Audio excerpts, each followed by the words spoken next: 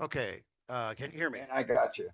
I Okay, got you. good. That's a Okay. good looking smock Yeah, and a thank good you. looking I hat and a good. great badge on there to help protect me from Yeah. things flying off the lathe. So, Sue, you're Right. welcome for the safety. Hope it never happens again. I don't want to step up and do that for you again because it cost me some blood. But it was a lesson to share because it was completely unexpected and was completely preventable. And that's where we're at with, you know what, 99% of the things that happen to us are preventable if we think it through and if we uh, look at our situation, where physically, where our hands are. It's all preventable. Get through, but we're in, and we can. I have a camera down. We've only got two cameras, so what I probably am going to do at some point, move this camera so that you get a view from the tailstock end of the lathe. So I'm going to apologize in advance for everybody who gets.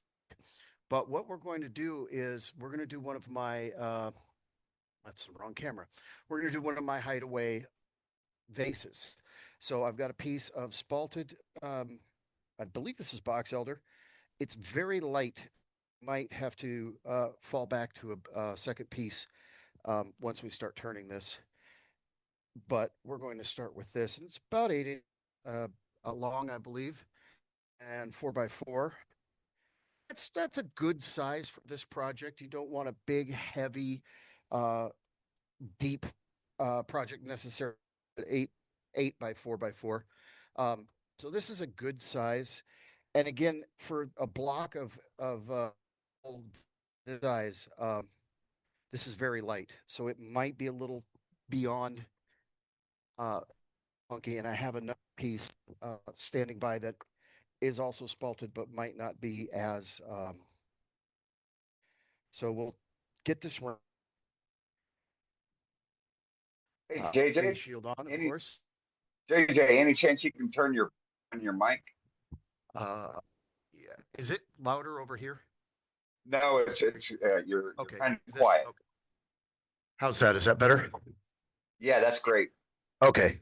Just had to turn the gain up on my receiver.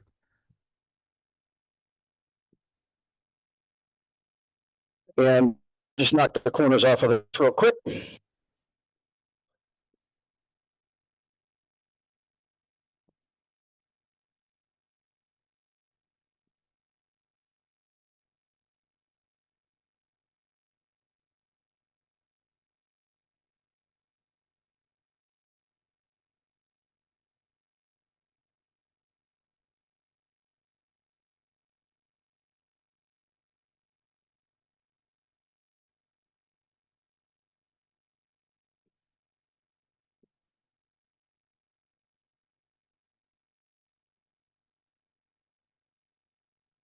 Doesn't have to be perfectly round, but you definitely want to get the square corners off. Um, and I plucked some bark out. Have a little inclusion there, which is why this is in. This is going to be the top that I could turn away if there was any heavy inclusion. And actually, this hold together, we might get a nice piece out of it.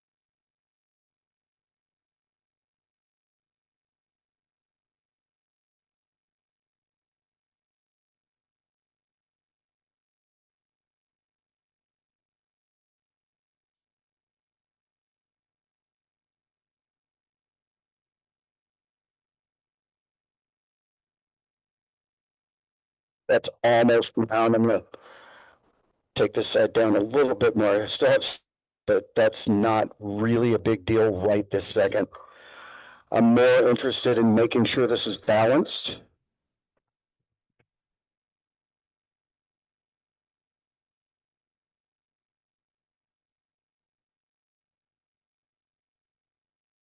at finishing the shape off after we do it, makes this a hideaway vase. So we're running on this end. You can see that's good.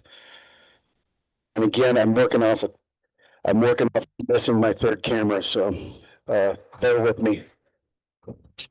Fine. It's an excuse to upgrade. Take your time, JJ. Take your time. So on the top, this is going to be our vase.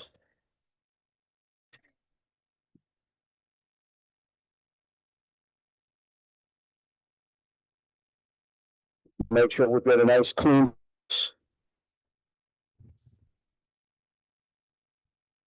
And it looks like our meshing game, but this is really soft. It's like butter. It's Okay. probably a good thing I got it on the load. Alrighty. Yeah, this is cutting incredibly easily.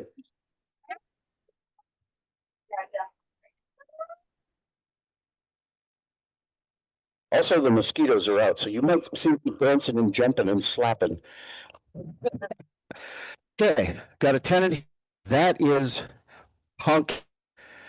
That is punky. So we don't have demoitis.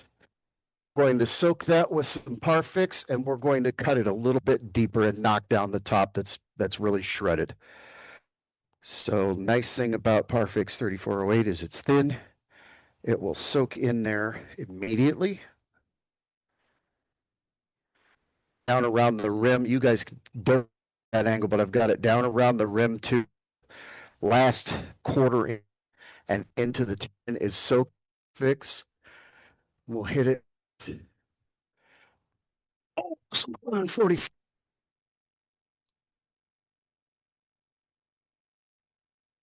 And just stabilize that little tenon area. We're going to make one more and get down into that stabilized part and then knock this shoulder down a tiny bit.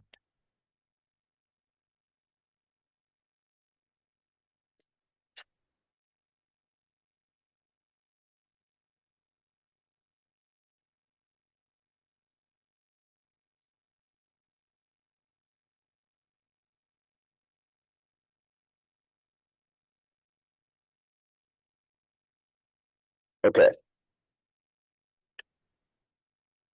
So right for the moment, this is primarily a matter of taking the steps necessary to get the result you're looking for. And the result is a thin, long necked vase with a fat section that is actual and has a threaded insert in so that you can use it, say, as a cairn or small keepsake. It's not in this proportion, it be big enough for, say, a dog over 20 pounds or so, but it would be appropriate for that, or just a stash spot, there's every month in there for vacation that you're saving up for, and know that that's your hideaway spot. It just looks like a cool little vase. Okay, our Chuck.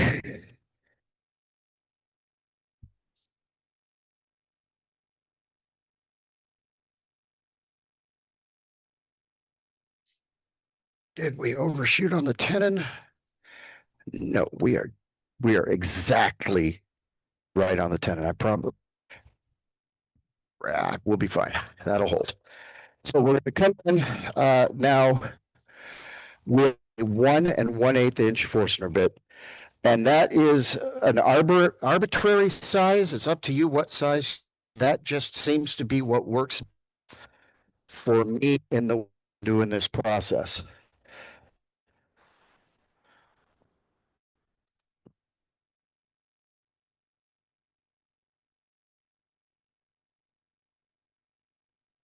And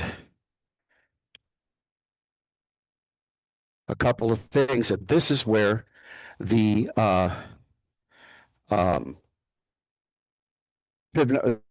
golden ratio comes in. So with this skinny base. We want it to have some proportion to it. And the golden ratio 1 to 1.68, and there's more numbers, but it's roughly 1 to 1.68. So we want to think about a really fat, big base and a short neck. Want a shorter base and a longer neck. And I think for this one, a shape just came into my head, and I think that I want to make a base with a longer neck. So those proportions, this is our 1, and the neck's going to be 1.8. So that is going to be the wide spot or the apex of my body. Now that's important because I've got to drill somewhere in this area, but not go past it. So I want to mark that line and keep in mind that this is the latest point of my vase.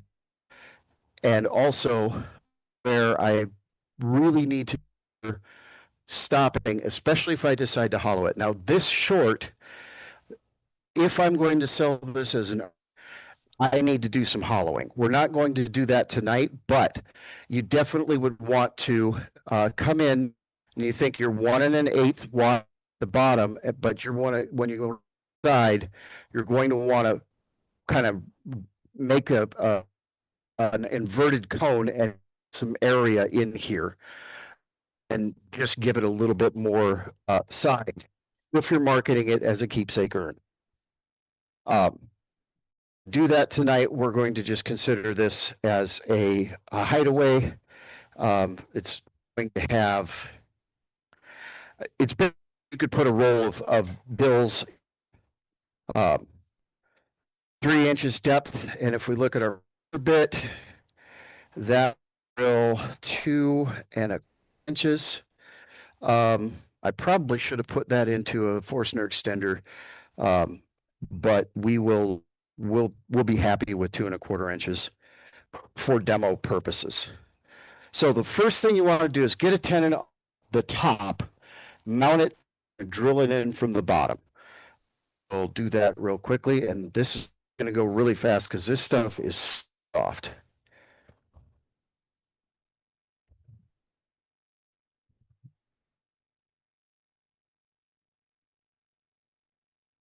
It's kicked it up to 600 RPM. You don't want to drill any faster than 600.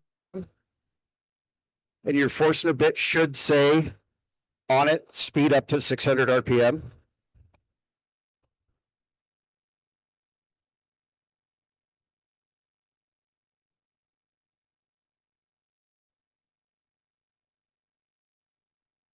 There's 2 reasons to choose 1 1/8 inches.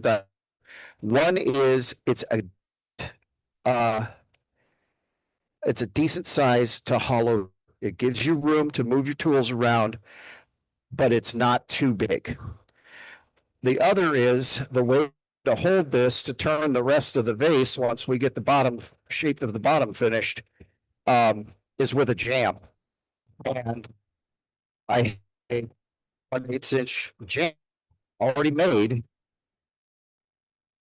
These at 1 inch, I know that every single time I make one, I use the same jam. So standardizing that means that I can crank out 5 of these in a day rather than trying to cut a new jam chuck every time I make one. So right there is now hollowed, and we're ready to work on the shape of our vase. You want to turn your neck down before you drill, and if you're before you hollow, you want as much bulk down here as possible so that you're not creating so much torque that it'll snap the neck. If I make this, especially when it's this punky, if I make this too thin, I'll break it while I'm hollowing. So another reason to get into a cylindrical or as close to cylindrical, and then worry about shape. If you can't handle your Forstner bit when drilling, if you can't hold it, move it and take it out and stuff, too fast, slow down. Good advice. It is, but it is not burning. All right, we'll get that out of there. Also, Matthias did this, and this is brilliant. This is absolutely the coolest thing. One of the coolest things I picked up at a demo, and he didn't even say anything about it, but make sure you never lose your chuck. This was the coolest thing I've ever seen, and I've done it ever since Matthias's demo. This was great. Your daddy didn't teach you that with your drill, your Nope. skill drill back when you was a kid? Nope. Well, when I was growing up, that rubber thong that wrapped around the power cord, and your drill chuck was in that thong, and so it Okay. stayed in the right up until you lost the whole thing. Right. Yeah. Then- Yeah. But then there was a drawer in the toolbox that had like 13 different chucks. So, but I thought that was a tip that Matthias didn't even describe. All right, so you see, I don't know if you can see or not, but yeah, you can see it's not quite even. We're round. So we're gonna go ahead and finish shaping our bottom and start to bring our neck into shape. We're not gonna worry too much about that yet, but we do need to finish shaping the bottom. So face shield back.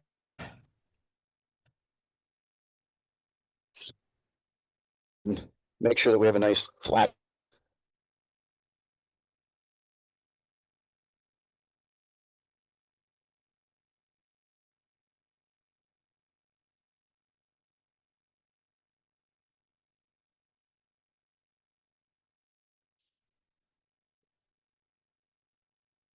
This is super soft, verging on ultra punky. This is a really, really soft piece of wood. We're lucky that it's working out. Using that slicing technique.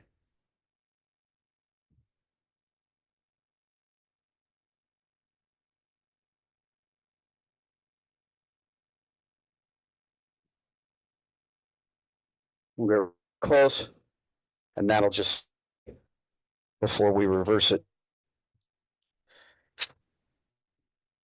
Yeah, getting good clean cuts. So even though it's right on the edge of punky, it's cutting really nicely. Okay, so my head, we're going to go to that shape. This is arbitrary. Shape it how you want.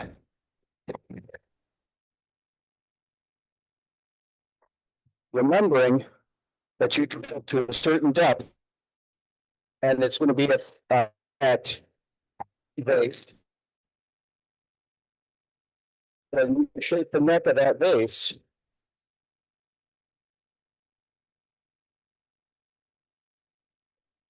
The top of, especially if you go from the bottom and actually do some hollowing. Hey, JJ, Yes. can you explain the profile you got ground on that spindle gouge? Okay, this is a March leg file. Yes, I know. Others don't. That is call it curve, and then you start from away and just start taking. And this one's got a little bit of a steeper angle because of the way I've been using it. But you're just going to take that shoulder down until you come to a very, very nice sharp edge. And this allows you to slice the wood. And so this one is a fairly shallow. That one's steeper. You see how that's a sharper corner there? And that allows you to get down in there and come from the inside out when you're hollowing and keep bevel contact deep. And then this one is even steeper. But you're still running that little corner off and coming back almost an inch.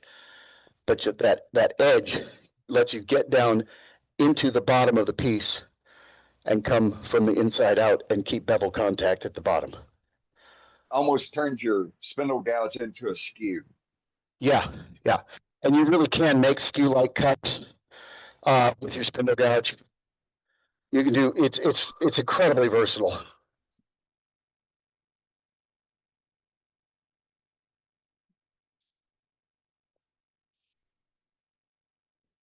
And as you're cutting,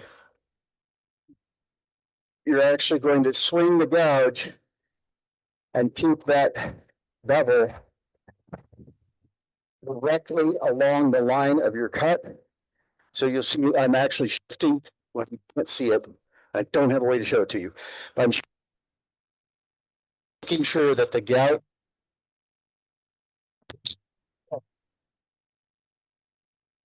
with what We just I'm lost you, cutting. Rob. So I'm not coming in like this and gouging. I'm coming alongside, parallel to my lines, and I'm slicing.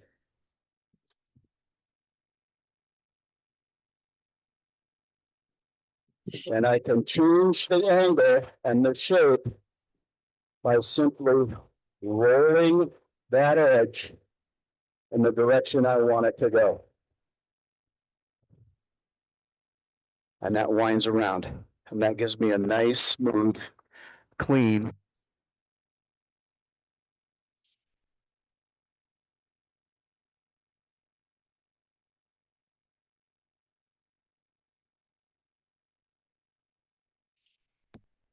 That's Yeah, a it looks flat. good. That's smooth and clean. So we're almost down to round, and the shape is just about where I want it, almost where I want it.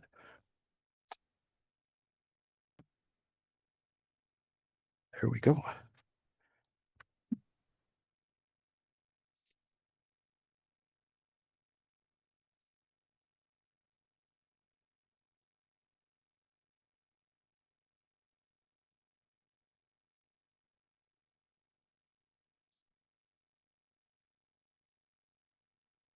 I want to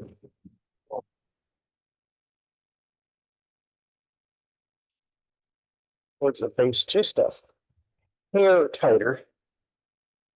Just roll that a bit more. There we go.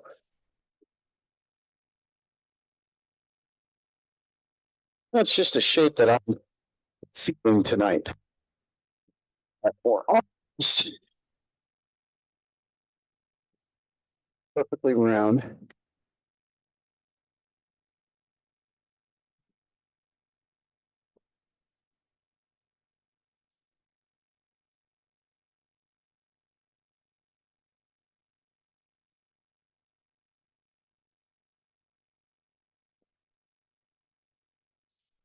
And I'm starting to roll back. Yeah. Okay. I still have a little bit of saw curve right here. So we're going to have to go in both directions in order to bring our shape down a little bit thinner and get rid of that little bit of saw mark.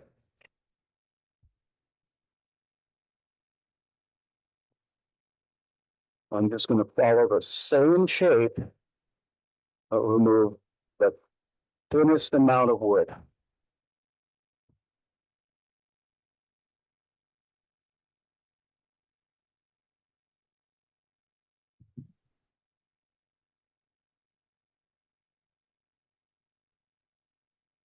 And we're going to come back. So we want to come in a little bit, start turning the corner towards what the neck's going to look like. And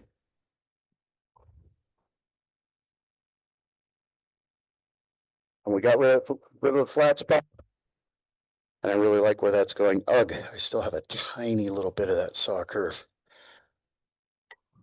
The tiniest amount.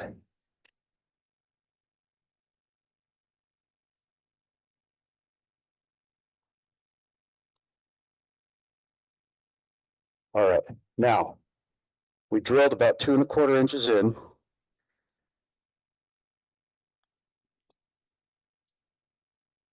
So we are in no risk when we turn this corner of cutting into our hollow. And this piece, if I wasn't demoing, I would probably do some hollowing and just make it a little bit wider in here. I think that would, this piece would look good would look good. It would function well with that, but that's not the point of what we're demonstrating. So just if you're doing this and you want a shape similar to this, think about getting this a little bit hollow, a little wider up here, but keep your 1 1/8 inch or whatever arbitrary, it's arbitrary, whatever size you want, keep that size at least the bottom 1/2 inch. That will become necessary. All right. We can work on the neck now a little bit.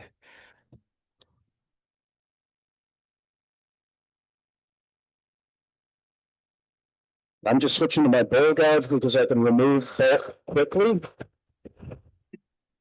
I'm still roughing at this stage.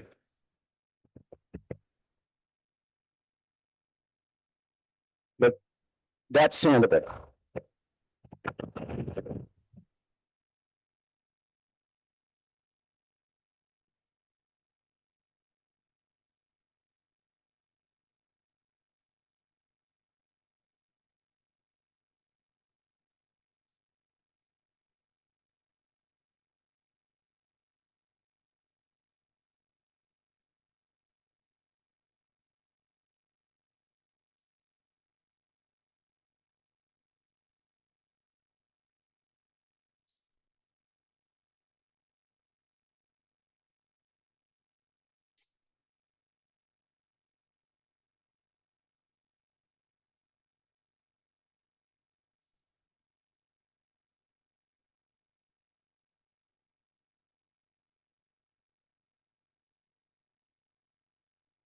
Now, we're going to go back to our gauge for a moment.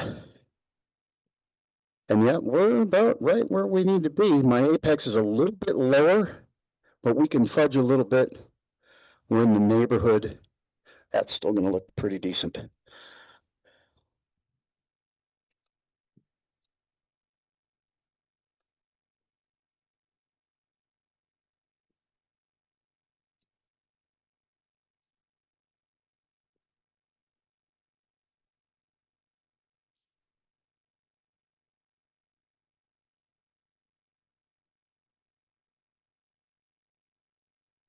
Your bowl gouge is sharp. You can make finishing cuts with it. It might be a big honking 5/8" bowl gouge. But it's sharp enough that it almost took my finger off.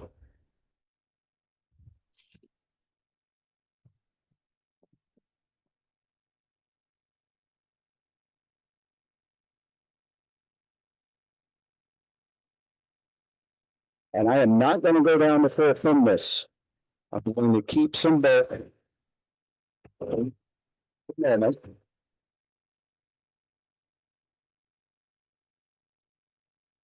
Because there's one cut left that I need to make on the base. So I just want to get my basic shape.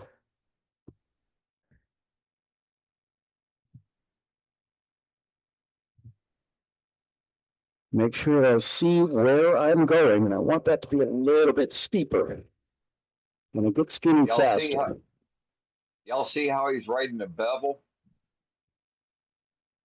Yeah, what I'm doing is cut up and I'm opening that bevel and I'm letting this little part of the blade right here is razor sharp, and that is slicing my grain.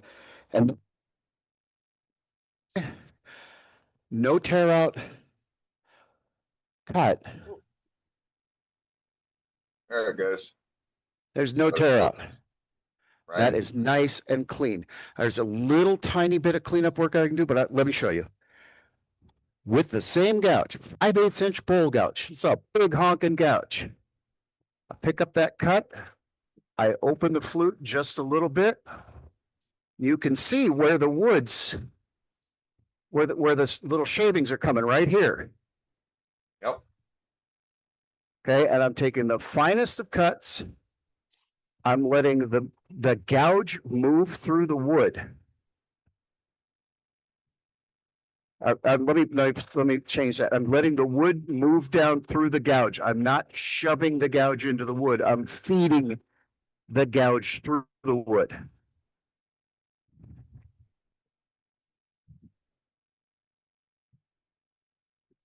And that feels just glassy. That just feels amazing. I got a couple little tool wobbles there. Again, take your time. Pick up your cut. Open the flute. Don't look at where the gouge is intercepting the wood. Look over here at the cut you're making, and you can see if there's changes that need to be made, if there's tool marks and little scratches that you need to pick up. And you can even make a finishing cut for this little section, come back with your 3/8 inch spindle gouge.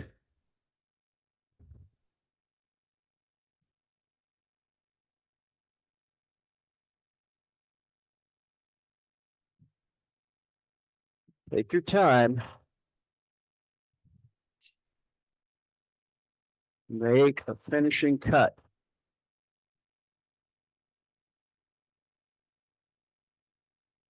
Good job, JJ. That is that.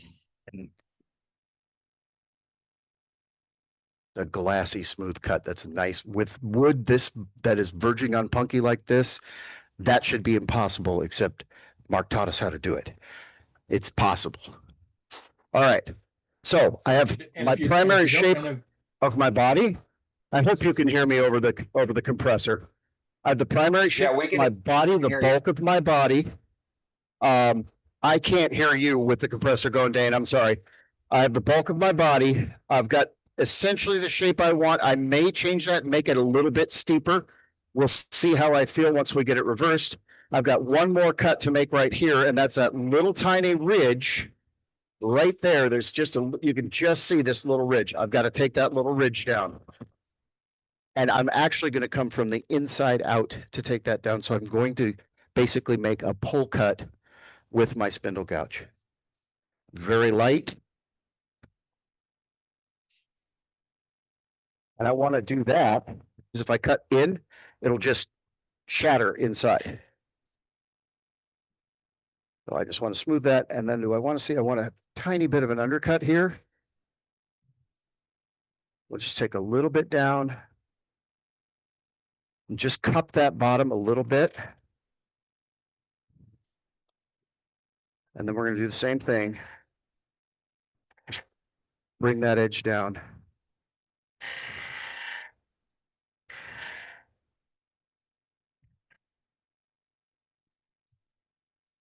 Just like that. That's pretty good. That way it sits flat. Again, I would sand from here down. But that's not the point of this demonstration. So we won't do it tonight. JJ, did Now. you just cut your tenon off? I'm sorry? There's no Did you- tenon. Oh, There's he no had it in tenon. the cone. He had it in the Yeah. cone. I had got it in you. the cone. Yeah, there's no tenon. Hang on, I'm sorry, I didn't back you guys out. I apologize. There never was a tenon on the bottom. I've always intended, that's why I drill them all at 1 1/8 inch because I have a jam. I missed it when I was getting food. Ah, feeding your face, Billy. So that's a 1 1/8 inch. Oh, and it's too tall. So we'll knock the end of it down real quick. We'll just come in with a beating parting tool and lop the end of that off.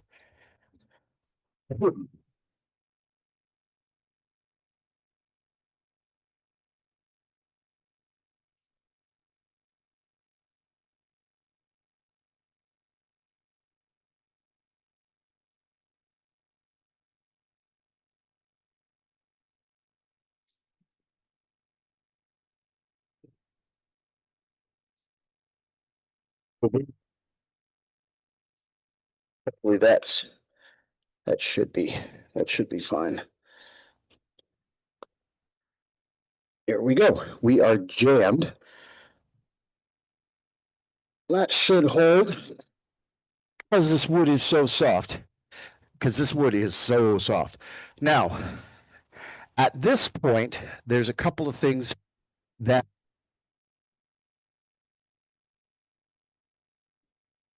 one being get rid of the tenon that I had here.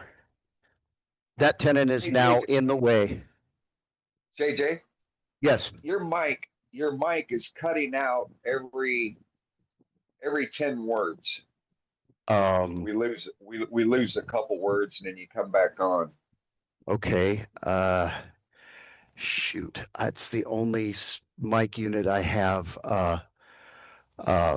This is the only mic unit I have charged. I'll try to slow down. I'll try to slow down. So one thing I need to do is take this tenon out of here. This tenon was not part of my measurement. This is waste. So I'm going to come in with a 60-degree live center.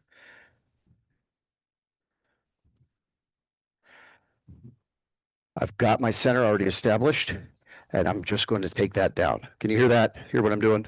Yes. Yeah. Okay.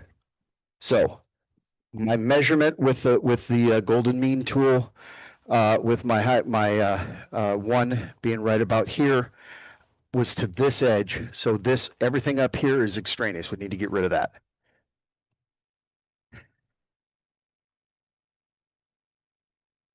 And that will maintain my proportions.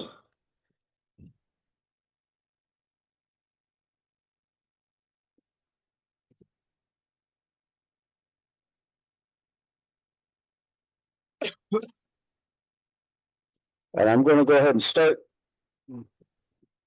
shaping that a little bit.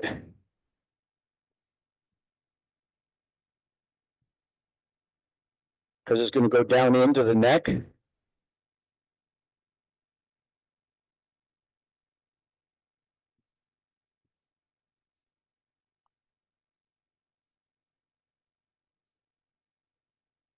We will slowly lay it down before we take off that little nubbity nub, because that might slip a little. And that's not going to be a big deal. Yes. How fast we got the speed question. How fast you turning? Okay. Turning on my middle speed band on my Laguna 1216. So at maxed out is 1800 RPM. I should be on the high speed band, but I'm switching between drilling and turning. And if I'm on the high speed band, I'm going to lose the ability to drill, and it's going to take me time to change between speeds. Right. So if I wasn't demonstrating, I would be turning most of this in the high speed band, and I'd be running about 2200 RPM. So because it helps make sure that you get better cuts. So the happy medium is to stay in the middle band so that I can switch between drilling and turning and not have to stop and change bands all the time. That being said, I'm not going to tell you what speed to turn this at, except when you're drilling. You need to be 600 RPM or below. The speed that you feel.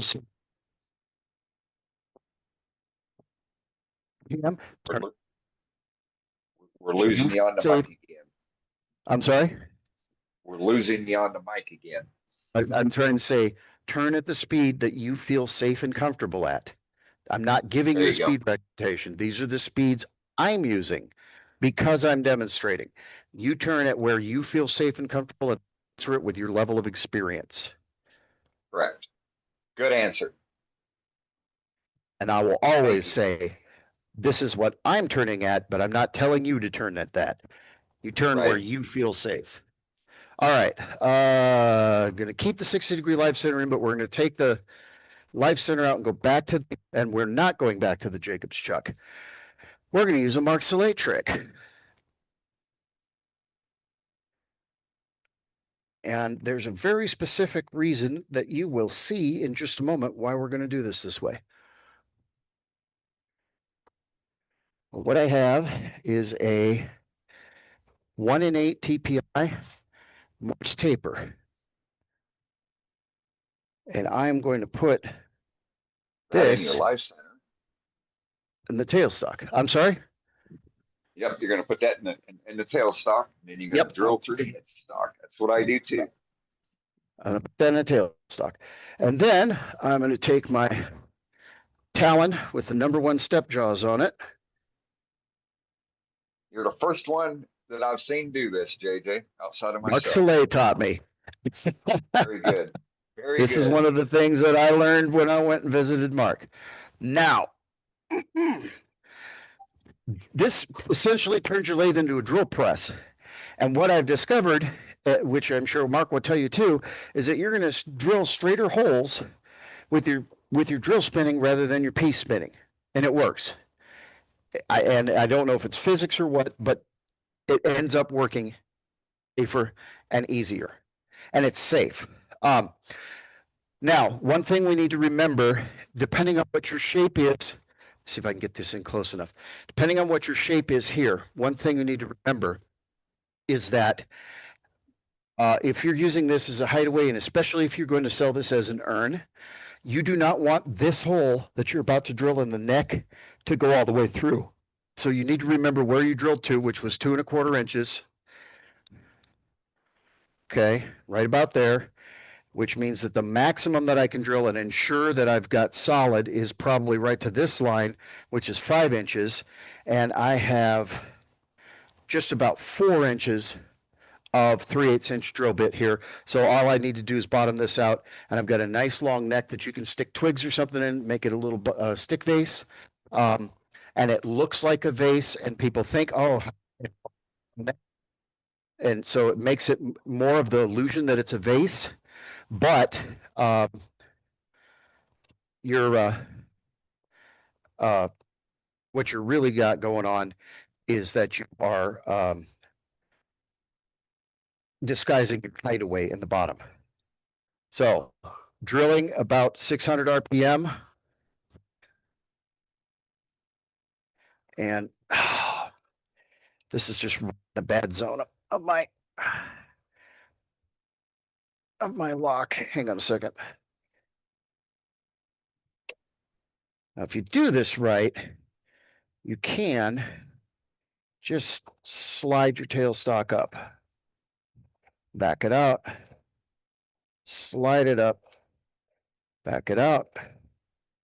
And this doesn't work as easy on harder woods. This stuff is really soft.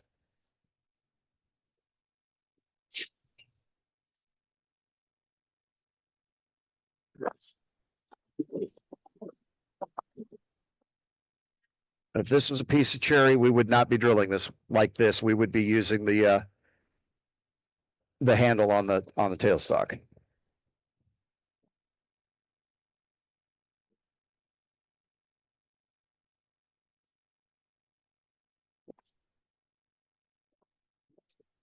Got a little bit of. Nah, we're doing pretty good. It also works a lot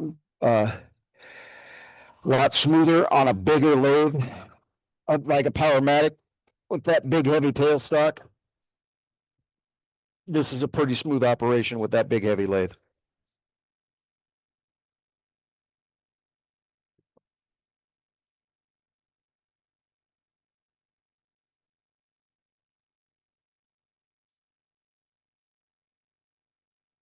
All right, that's all we need to do.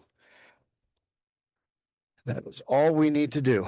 And again, if you can't handle your drill bit when you're done drilling, you drill too fast. Slow down.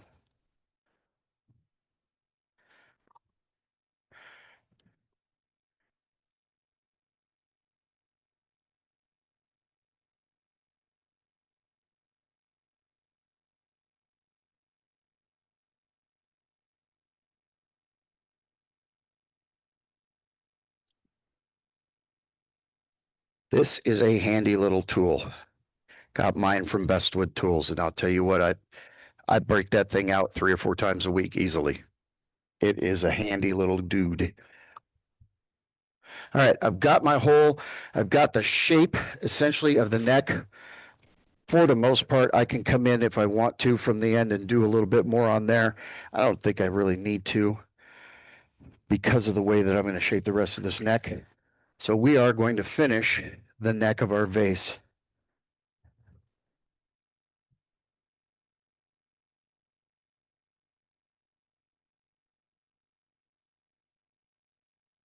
Excuse me.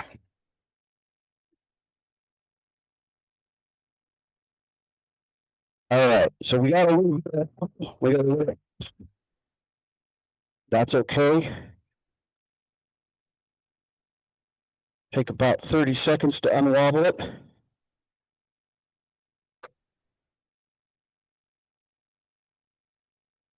Or lessen the wobble. And here's something that I do. That's a duck's chuck with a 1 1/8. And put the duck's chuck in and move your neck to one side if you want. There's a lot of options here. This is going to be a little bit off balance. We'll fix that real quick.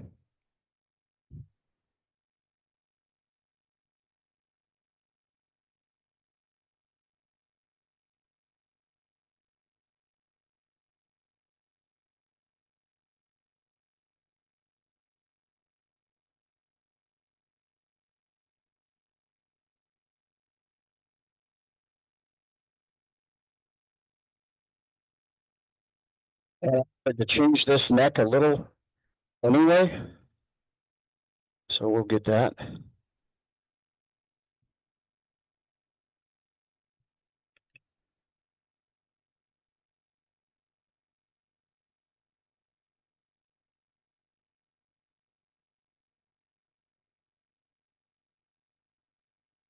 That's a friendlier shape. And I can even come back and change this and mess with this, but the shape of the vase is not necessarily what the demo about. It's what we're going to do here in just a moment.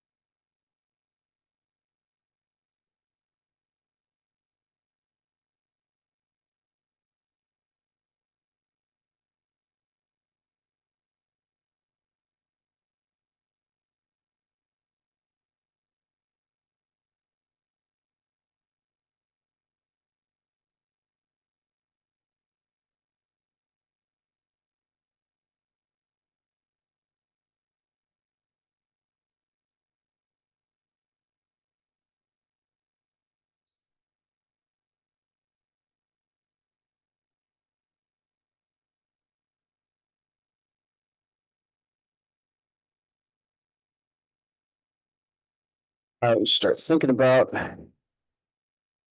our little top of our vase here.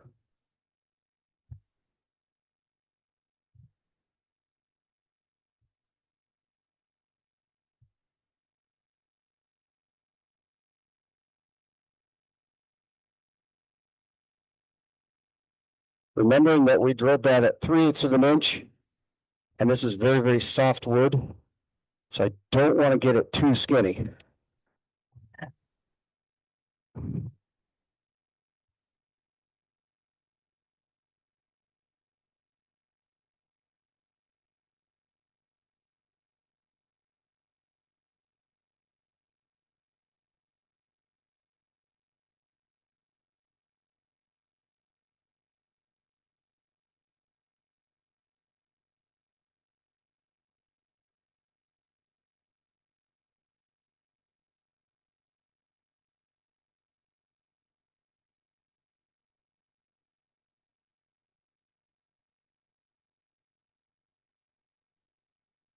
I bumped my speed knob.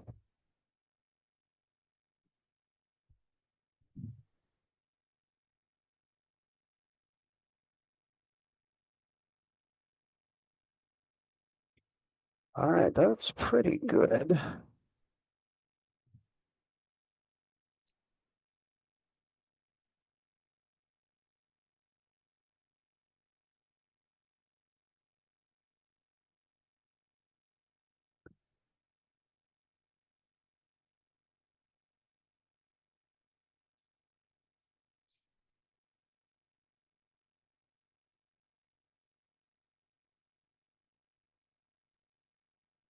Yeah, okay, okay.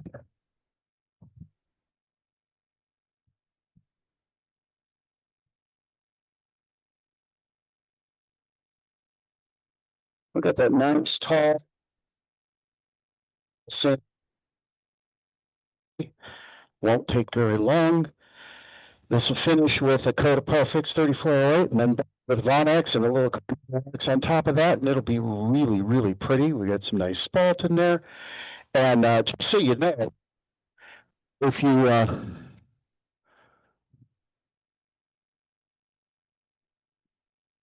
just so you know, if um, are frustrated with all these black lines, according to Mark, all you got to do is put a little wood bleach on there. I'll take care of all those black lines for you. So, Matt, you're asking about why I'm not putting a hand on the tool rest. Yeah, it's not.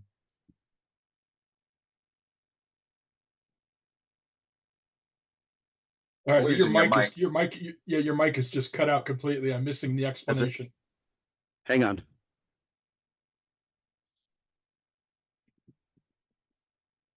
Come on, you. Can you hear me?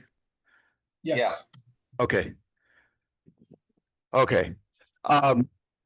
So what I'm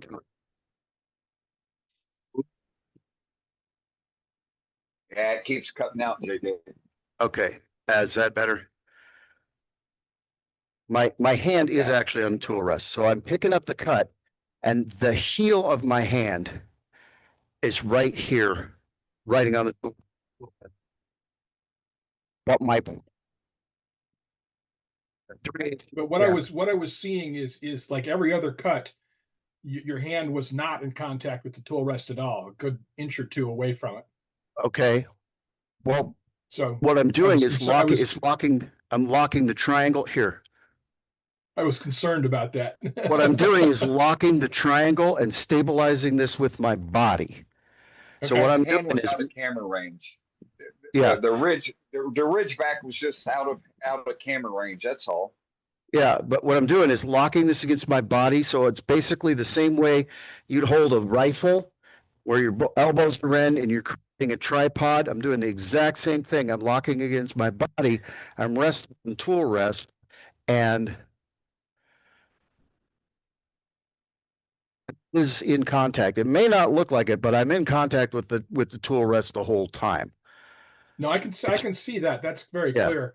But there was several points there where you were a good inch or two away from the tool rest with your hand, and that's what I was concerned about. So Well, because the tool rest is there to keep the tool down. Okay. Yep. Is to keep the Yep, tool I got down. it.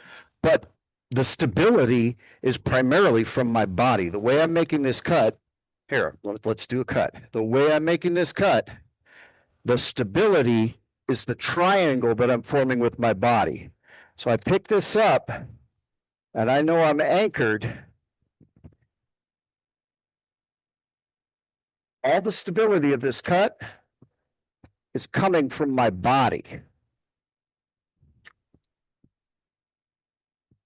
So I don't necessarily have to be, as long as that tool is in contact with the tool rest. The whole purpose of your left hand when you're holding a tool, the whole purpose of your down on the tool rest. That's why your left hand's there. It is not to turn, it is not to push, it is the entire purpose of your left hand when you're making a cut is to keep your tool on the tool rest. And let me show you what I mean.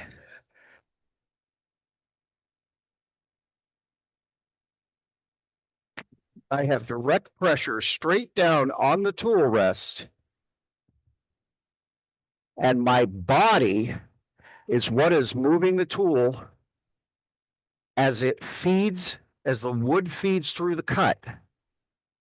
All my left hand needs to do is ensure I have downward pressure. That's it. Okay. That's I buy it. I buy it. Thanks for clearing Okay. that up, JJ. Yeah. Yep. So it's a tool rest. Roger, the angry wood turner says it best. It is a tool rest, not a hand rest. Now, you absolutely can use it to do things like lock in depth of a cut. I want to make sure this neck is super straight. I'm going to lock right here. My knuckle's going to keep that tool from going further. You can use it as a way with an interaction of your hand. But the whole purpose of your left hand should be only downward pressure and stability of the tool. Gotcha. So, Okay, cool. Thanks. I appreciate it. yeah. And look, when I'm turning a bowl and I am way over the tool, just gonna camera to move back, and I'm tool rest, I'm worried about my body. Here, let's do it this way. I'm worried about my body triangle and keeping this motion, my left to right. I'm worried about this. I'm not worried about where my hand is, and do I have it? Do I have a tight lock here? I'm not worried about, I'm worried about making sure that I'm able to move in a slow, smooth, stable, controlled fashion. This can get in my way. So anyway, so at this point, the vase is done. I will probably put it back in between centers tomorrow and mess with it so that I can make this a finished product. But you're going to sand, you're going to do your finish, you're going to do whatever. The body of the vase is done. How do we make it a hideaway? That's what we're trying to get to. So we have our basic vase, and we're going to go right back to centers. We'll get rid of our jam here.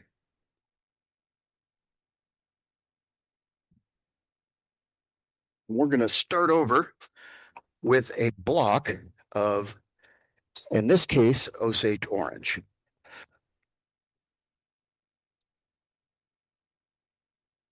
So we'll get my handy dandy Dux center finder.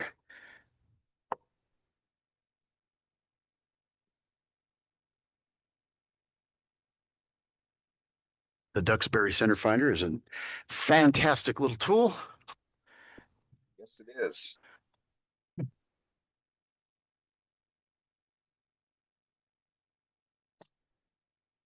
And now this Osage orange is hard as stone. Let's see if we can keep that locked in enough to get it round and put a tenon on it.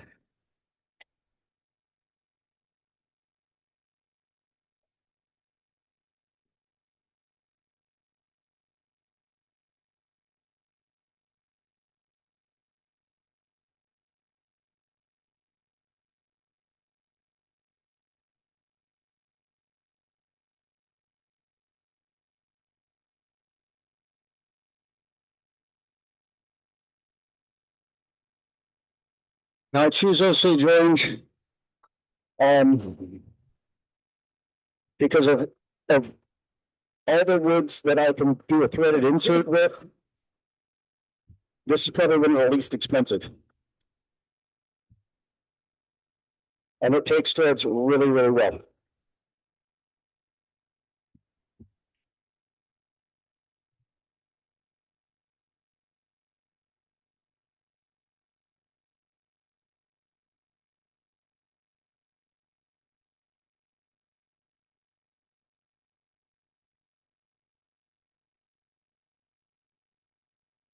Yeah, see here with the bowl gauge, I'm not right up on here. I'm more worried about my triangle, my body triangle. And providing consistent stability throughout the cut.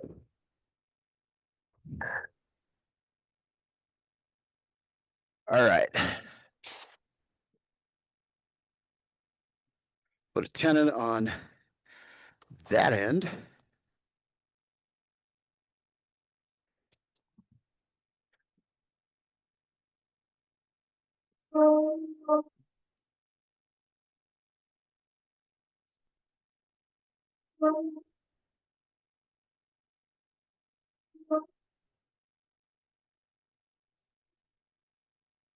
Do it.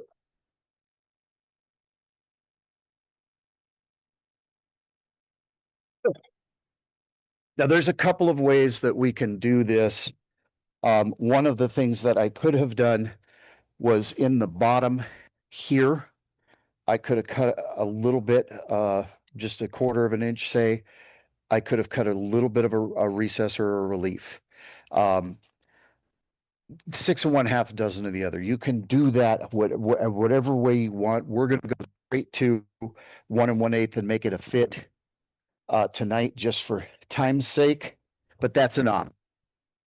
It's entirely up to you. You got time? Yeah, but I've already taken the tenon off. So once I take tenon off at the neck, I can't do anything to the bottom of that piece. That was a decision I should have made 6 steps ago. Okay. I see. I see. I made that decision before I started the demonstration.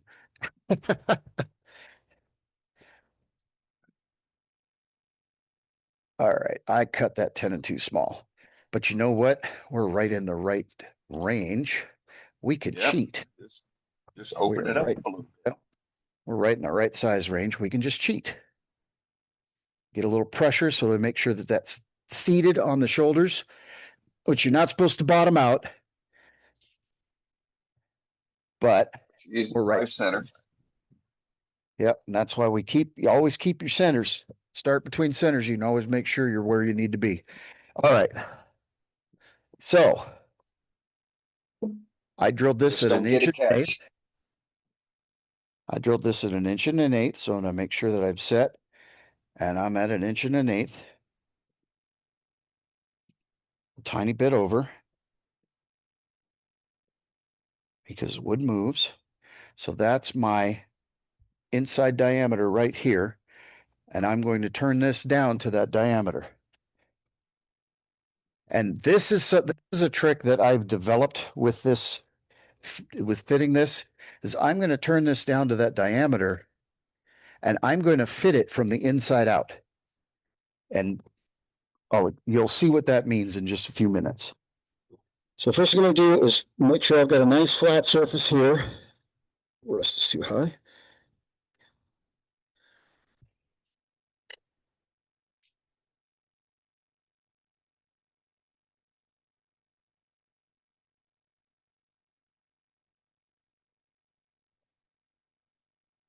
Now I'm going to slowly lay it down. I'm going to set my caliper on the tool rest, and I'm only going to touch this edge.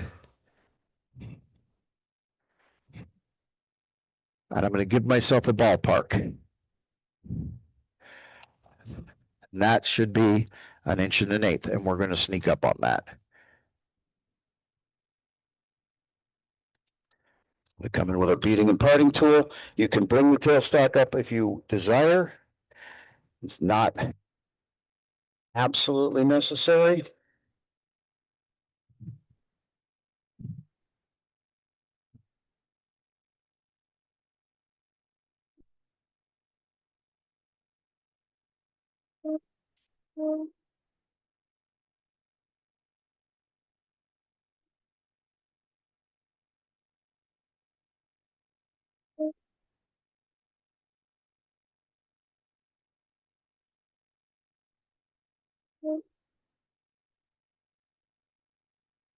Okay, we're going to talk about threads real quick.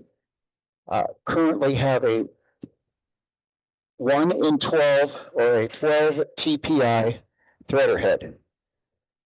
12 threads per inch mean that I get 3 full threads per quarter inch. So I want to make sure that this little neck that's going to go inside my insert is at least a quarter of an inch. And I'm just over, I'm at 3/8, a little over 3/8, almost 5 the next little size up, whatever the 16th is up. I'm having trouble mathing right now. 7/16, almost 7/16. The reason for that is I need to have 3 full threads through. This is going to end up being my female. I need to have 3 full threads through. 3 full threads is what the machinists consider a good solid seat. You want 3 full threads, and that should hold pretty much anything, according to my machinist buddies. So I needed at least a quarter of an inch. We're a little over a quarter of an inch. So now I can focus on getting it down to the right diameter.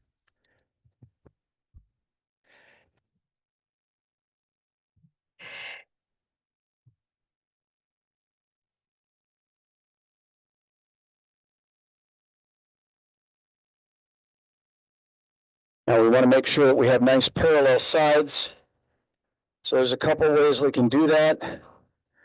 One is sight down the side of your tenon at the bedway of your lathe, which I can't do with my face shield on because it hits my light and my camera.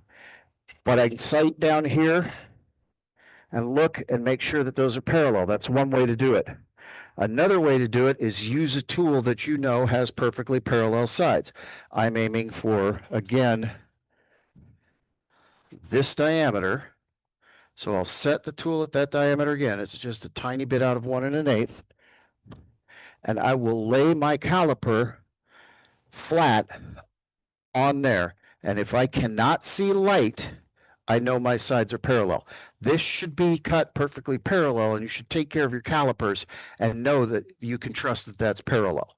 So as long as you're not chewing up your calipers, you should be able to make sure just by laying the calipers on there that you have parallel sides. You'll see light, or they'll tip up or down. And it's, if you try it, you'll figure out real quick how you can confirm that you have parallel sides using your caliper. Get you in a little bit better focus there. All right, we're almost to our diameter. We're going to use this 1/4 inch beading and parting tool like a 1/4 inch miniature skew.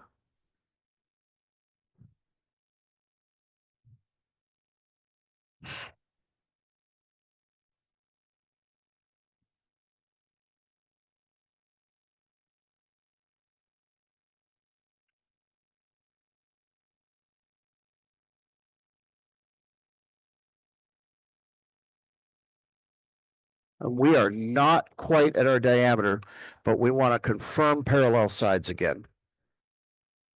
So I know I'm a little big, and what I'm looking is to see if I see any light, and I don't. And I can actually set the little ends of the teeth and see where the groove is and know that my mark is just about dead on. So if I take it down to that mark, I should be the right diameter.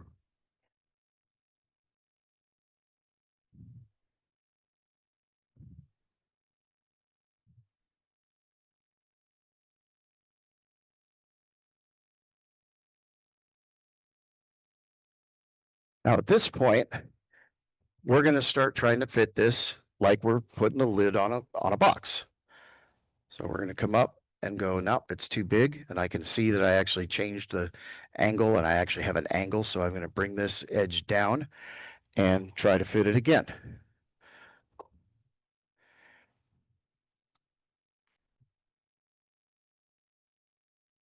Again, using that 1/4 inch parting tool, like a 1/4 inch skew.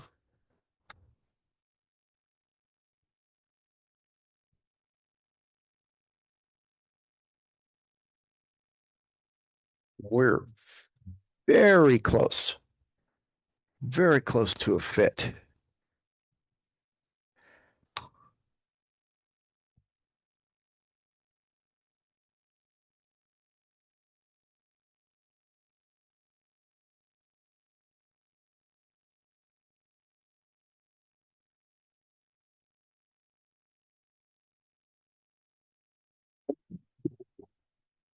Close. Now we do want a tight, nice snug fit, but we also want to make sure that there's enough room that we can glue in there and not just push it out. So it's a kind of a finicky thing.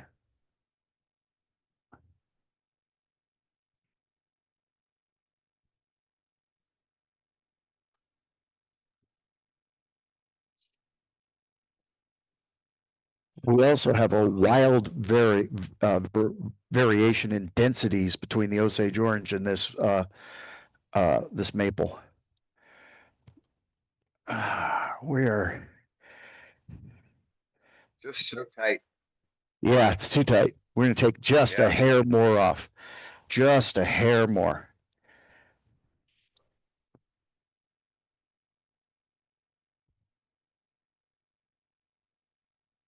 That is probably going to do it. Yep. Right there. You don't want to crush the fibers on your hole. Yeah, exactly. That's still too tight. That's still too tight. We're going to take a tiny bit more off. It's a little tight at the shoulder there. We're just going to take a hair more off. Again, I need glue to be able to be in there and get into the grain on both sides. Yeah, that ought to do it. That should do it. And leaves plenty of room for the glue to bond. Yeah, there we go. So that's going to seat. And now, remember, we're doing this from the inside out, meaning this is what's going to go inside or or no, this is what's going to be outside. That's why I need to make sure that my sides are parallel, because this is actually going to be the face that's facing up when we insert it in here. So I need to make sure that it's parallel, and then I can have a clean face once I drill this, and then I part it off, and it doesn't matter what this end looks like because that's going to be inside, and you're never going to see it again once you glue it in. So we're turning this inside. And that being said, we need the Forstner bit again. 1 1/8 is the size that I made my hole. 1 1/8 is the size that I made my tenon to fit in the hole. And I want to drill that so that I can put a threaded insert in to close it. So I can go as big as 1 inch. And with the cutting head I have, I can go as small as 3/4, and that's what we're going to do. If I can remember where I put my 3/4 inch Forstner bit. I must Right not have inside your grabbed it. 1 inch. Yeah, it's exactly. I tried to set everything that I was going to use for the demo aside so I didn't have to come over here and dig for it, but apparently I forgot that one. Oh, where'd you go? Well played. Well played. Where did you go? Oh, there it is. It's in my pile of these are the Forstner bits I'm using daily. Wasn't even in the right place because it was in the place where I could reach it quickly. Okay, I was 3/4 just inch. fixing to say, it's over there. Yeah, thanks, Right. Billy. Okay, now. You got the right size, right? Yeah, 3/4 inch. What am I going to tell you about this? With the 3/4 inch cutter head, 3/4 inch is the smallest that I can go in order to cut threads in it because otherwise the cutter head will jam if I go any smaller. And what I need to do is remember this is going to be an insert. This is going to be the outside edge. Inside edge isn't necessarily going to be, it doesn't really matter what it looks like, but I need to drill past this depth so that when I cut my threads, I have a little relief in the bottom of the threads so that the cutter has a place to clear. I need to make sure that I'm going to keep my 3 threads and have that clearance inside here.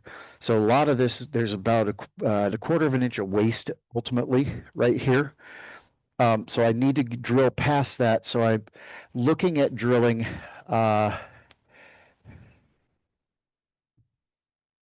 that's right at a 1/2 inch, 3/4, probably 3/4 of an inch, which I think is, yeah, I have a mark right here on my Forstner bit. I don't know if you can see that, but there's a pencil mark right there at about 3/4 of an inch. That's going to get this deep enough that I can cut threads cleanly.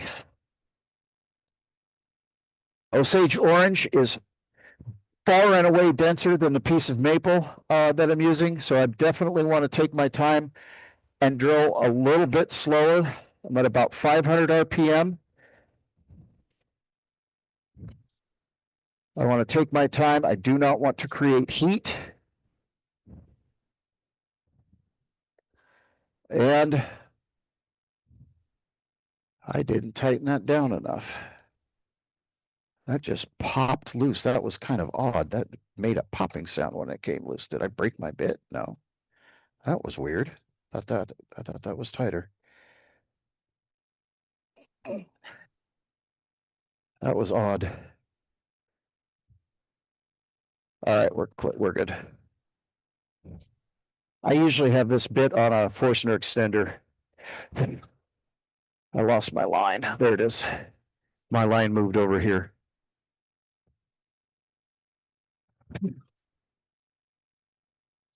All right, we're about a little tiny bit past 3/4 of an inch deep. Again, if you cannot handle your Forstner bit when you're done drilling, you're drilling too fast. Slow down. You're burning your bits up.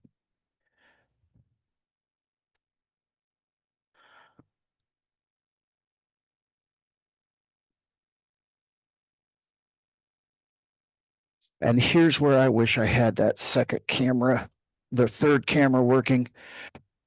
Oh, I'll do my best to describe what's happening. I made myself a tool.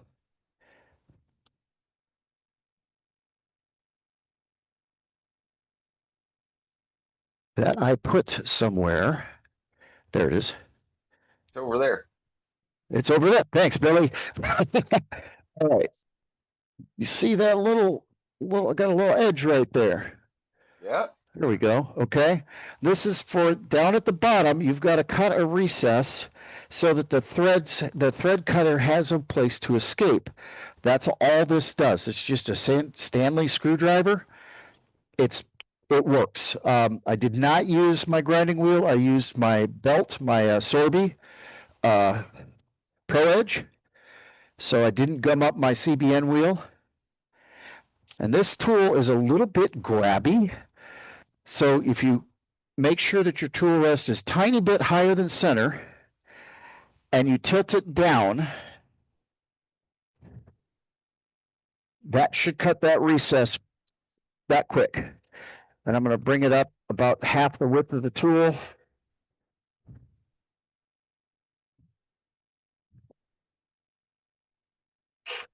A tiny bit more. There we go. Okay, and what I've just done is at the very bottom of where I'm going to cut threads,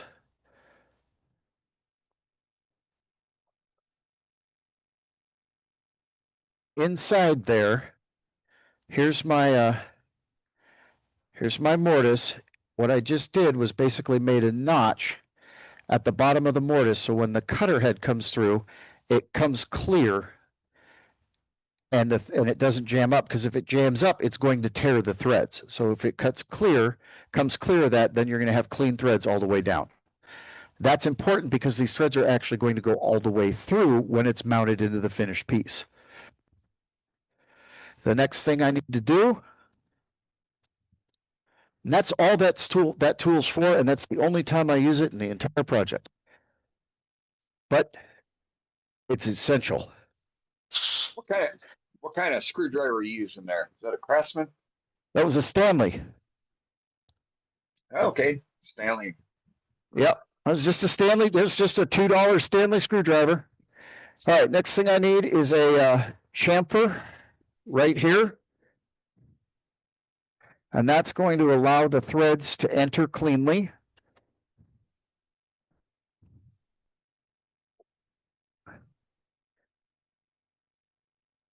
And now we get to alter our lathe. Normally I have a Threadmaster set up on a Jet 1215, but I don't have enough cameras to have a camera over there. So we're going to have to do it this way.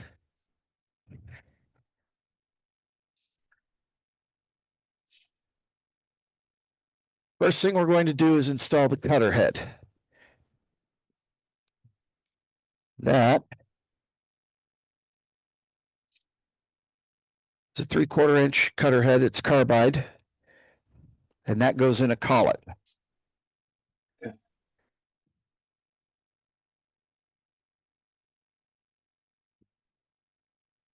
Now you must seat that collet with a drawbar.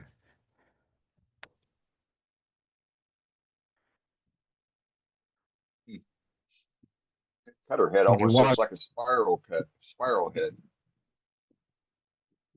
I'm not familiar with a spiral head. Embellishing, Sorby spiral head. Yeah, yeah, okay, I got you. All right, when you want to tighten that down, you do not want to over tighten it. You want about a turn and a half. So you want to crank it down about a turn and a half. You want to make sure that that collet is pinching your cutter head tight. But if you over tighten it, you have a tendency not to be able to get it off of the lathe again, which is bad. So don't do that. Make sure your lathe is turned all the way down, or even unplug it while you're working with this collet.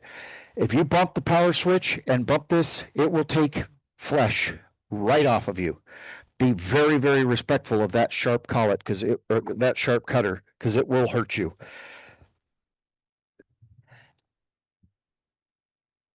All right. We just install our thread master onto the bedway. Put our chuck right here. Now this is while I'm learning to hand cut,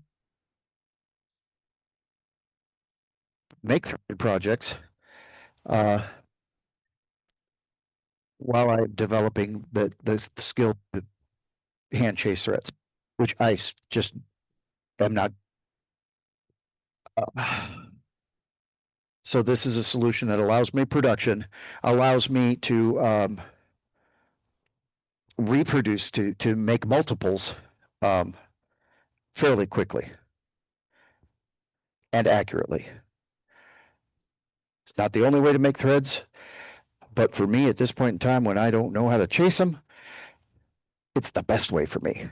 Now remember, we drilled that at 3/4 of an inch, and that's a 3/4 inch cutter head.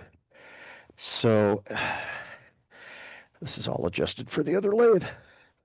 I need to get this up here, and I need to center that cutter in the hole that I just drilled. So I'm going to advance that and make sure that that cutter fits. It should scrape the edges of the hole. And you bikes, see if you can hear that. You hear the scrape?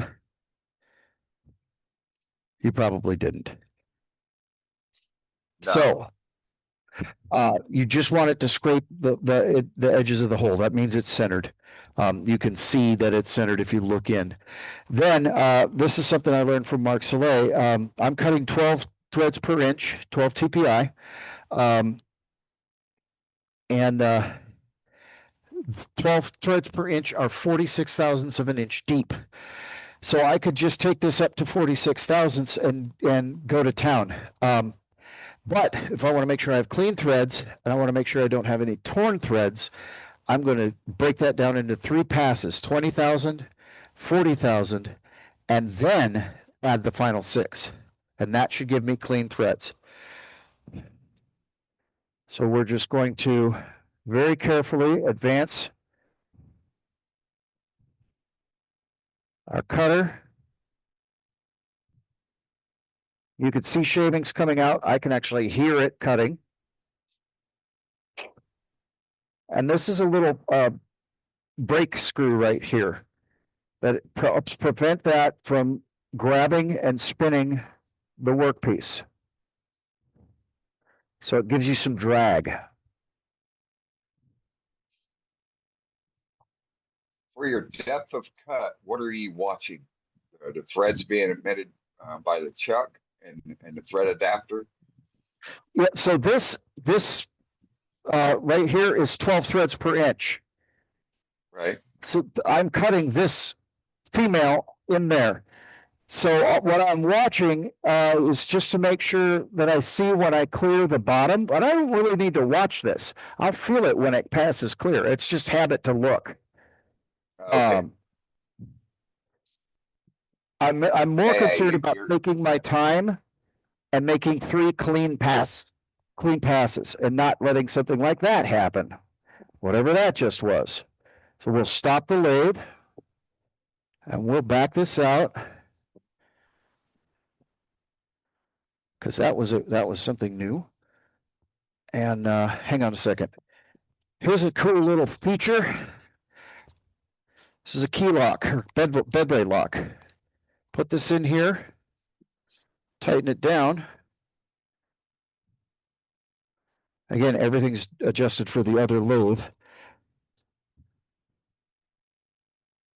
Now, when I back this off to investigate and see what just happened, I think I know what happened. I think I didn't tighten that down enough. When I back this away to check, look at what's going on in here.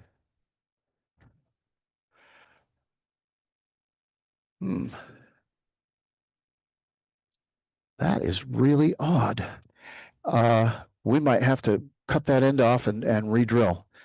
Let me see. Okay, my lathe is all the way down. My speed is all the way down. Oh, that's held pretty tight. I wonder why that happened. That's really interesting. I've never had that happen before. All right, what this is I'm going to have to cut this off and re-drill. But what this is I go back here, lock it back down, start cutting again. I'm cutting from the exact same spot. The only adjustment I have to make is the depth of my cut. But something caught in there, and I'm wondering if there's. Lacy. Hey JJ, Yeah. how fast are you turning while you're cutting those threads? Fast. I'm spinning that cutter at 1800 RPM. And depending on the wood, I was burning. What was I threading? I can't. Maple. I was burning maple the other day. I needed to slow it down, because I was running at about 3200 RPM and it was burning the maple. But you definitely want to be above 1500 RPM to let that cutter actually cut and do its work. All right, we have to fix this. That caught up in there. I can't. Hang on a second. Windows, I dislike you greatly. You can see there's chewed up. That caught in there and chewed something up. I have no idea why that happened, but we gotta re-drill that. We gotta just take this off and re-drill it, which will only take a second if I can find my mallet. Did you bottom out? No, that's just it. I'm way above the bottom. I'm not sure why that happened, but that's what that looks like. That's what bottoming out would do. That's why you cut that relief of the neck. So I'm not sure why that happened. We'll do it again, slow down and pay attention and make sure it doesn't happen again. All right, get your collet out of the way. We're going to have to take stock back on so that we can re-drill. But that's how quick it is to change out. It's really not that big a deal to have to change it on and off the lathe if you have something weird happen. And I'm demoing, that's why it happened. Yeah, that's demoitis. What do you think happened? So the demo. I can think is I didn't tighten down the collet enough, and the cutter slipped is the only thing I can think happened, because nothing should have moved. Nothing else is going on. So the only thing I can think is I didn't tighten the collet quite enough. But this is a quick, easy fix.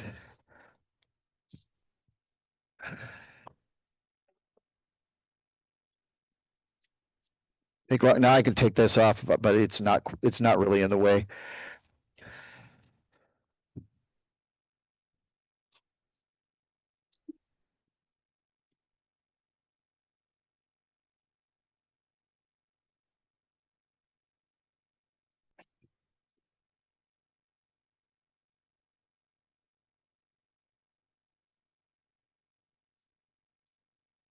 I cut that recess in the bottom, so I've actually got to go past that.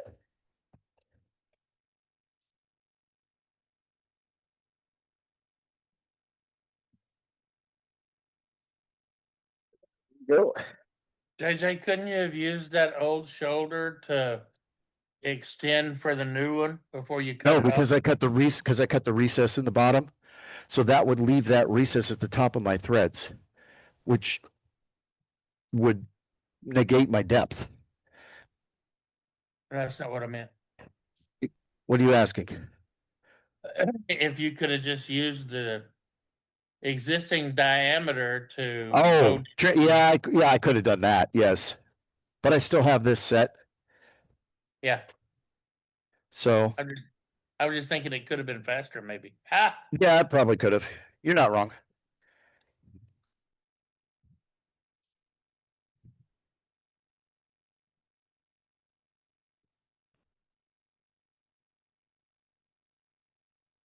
You're not wrong, because we do have to fit that again real quick. But I'll try to be quicker about it.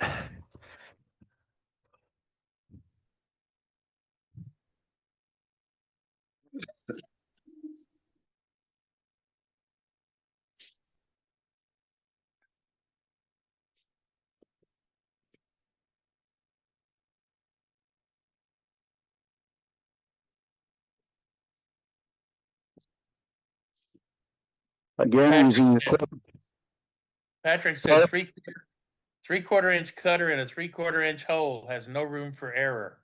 Yeah, exactly. Exactly. Again, using that 1/4 inch feeding and parting tool as a 1/4 inch skew chisel.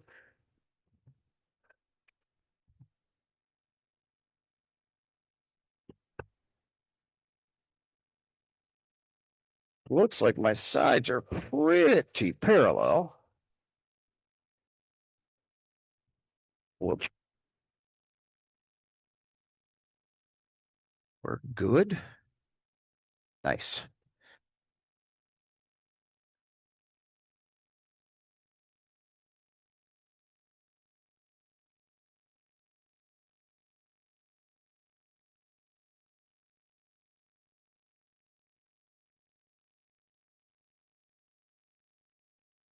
Just about there.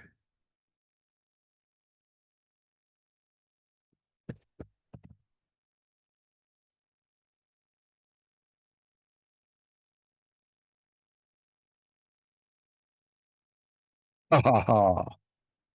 Clean it up a tiny bit and that'll fit.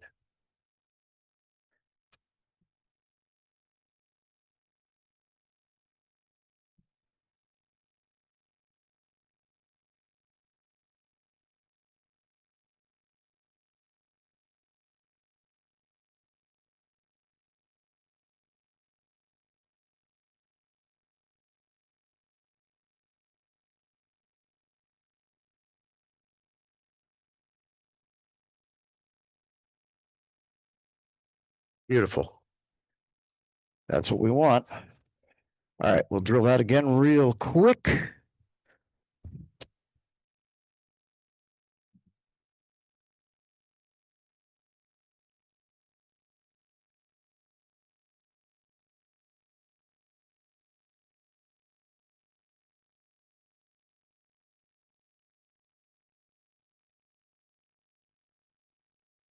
One of the things that it's important to learn is when something funky like that happens, recover. How do you recover? What's necessary to resolve the issue? Why did it happen? How can you prevent it?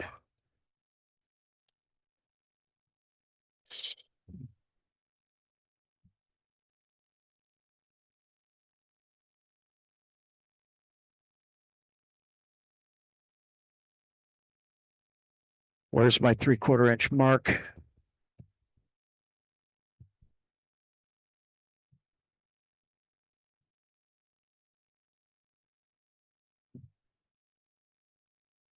Where's my 3/4 inch mark?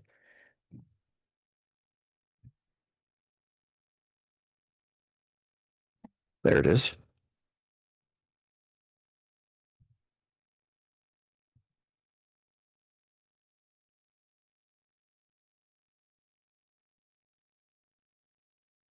All right.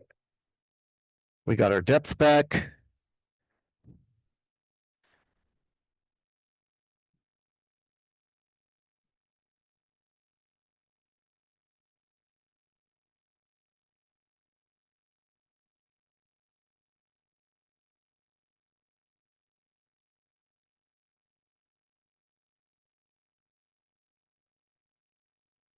We'll cut our recess again real quick. That's going to be in the way.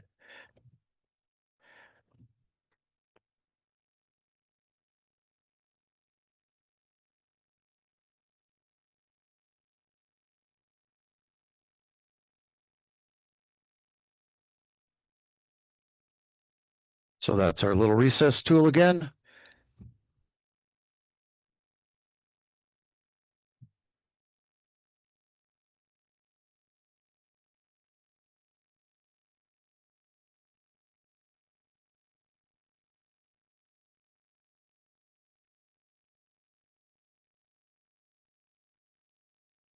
Back in with our skew and cut our chamfer.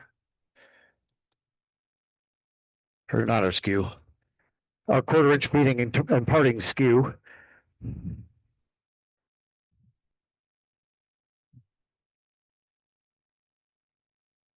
Now, in an ideal world, if the temperature wasn't dropping and the humidity rising here, I should be able to reinstall the back. This is exactly the same size drilled, right?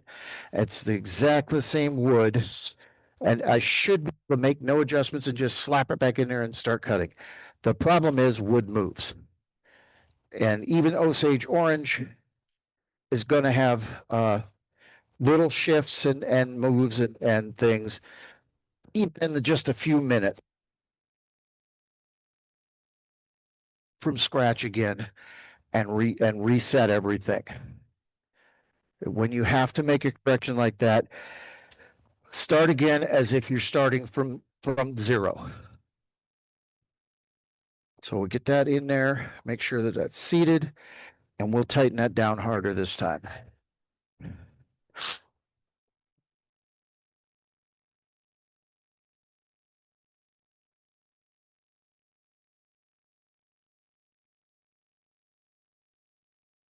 If I give that 2 full turns, that should do the trick.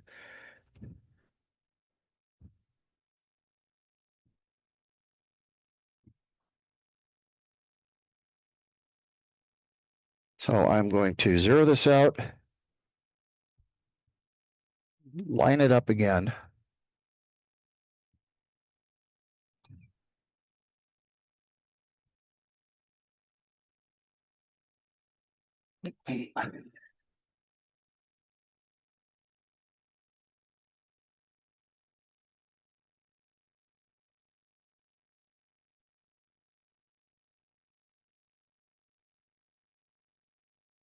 Okay, we're just touching. Back it up. And then we'll advance it 20 thousandths of an inch.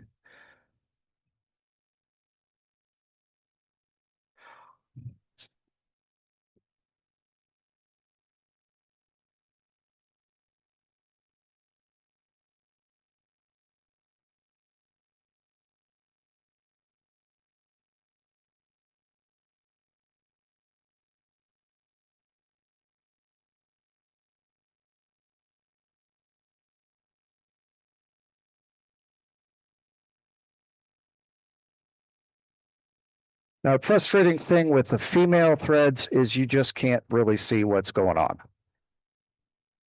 It's inside.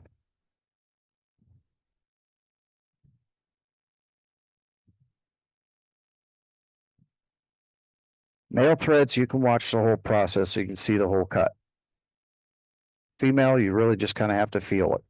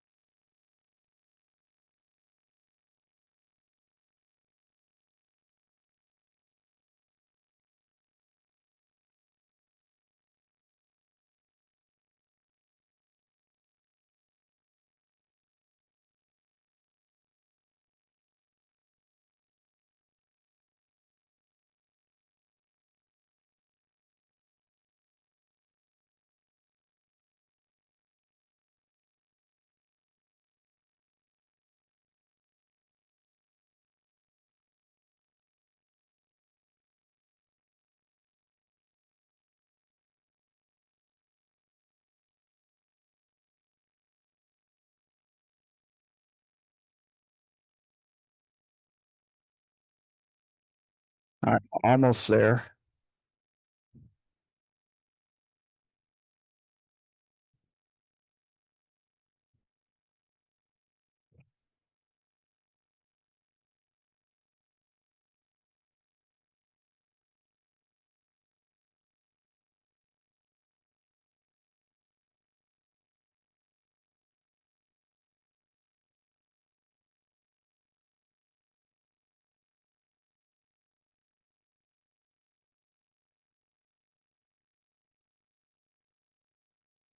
All right, we're clear.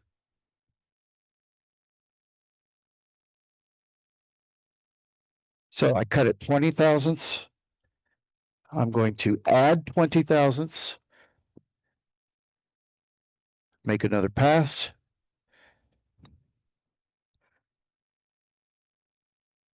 Can you still hear me?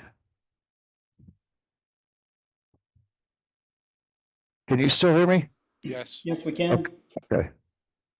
Sorry, I was muted. We can hear All you. right. Just want to make sure this battery's not dying on me.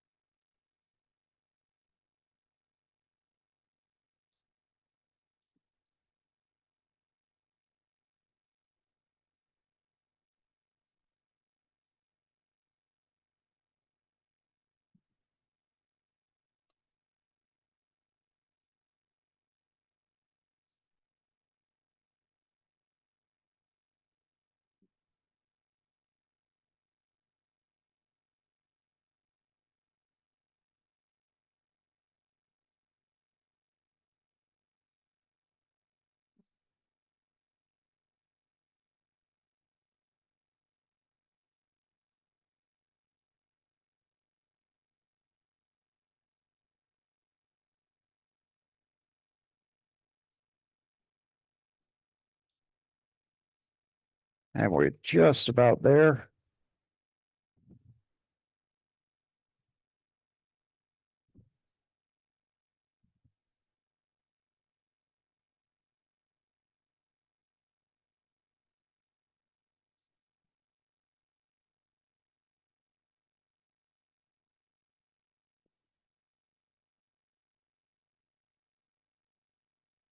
There we go.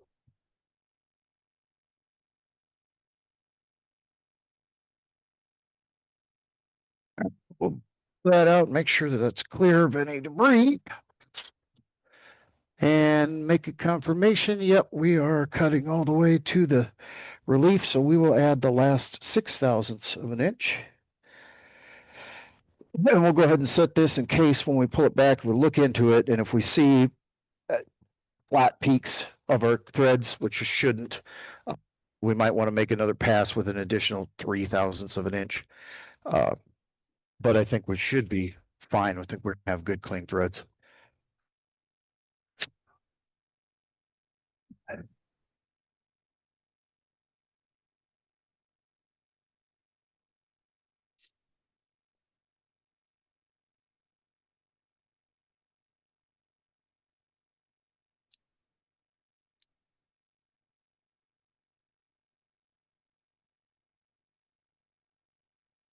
Osage orange takes threads very nicely. Nice, hard, straight grain. Yeah, yeah, it really does hold up to it very well. Now, you can thread maple, you can thread cherry, you can thread walnut. You might need to stiffen the grain. Bestwood Tools recommends you use mineral oil, not CA glue. And the reason for that is that they discovered from customers over time that if they stiffened up the grain with CA glue, it chewed up the cutter head and dulled it really fast. Whereas mineral oil soaks into the grain, it expands and it stiffens it up, but it also happens to lubricate the cut. Once you cut the threads, you can seal them with CA glue. But if you want your cutter head to last a long time, they don't recommend that you use CA to stiffen the grains.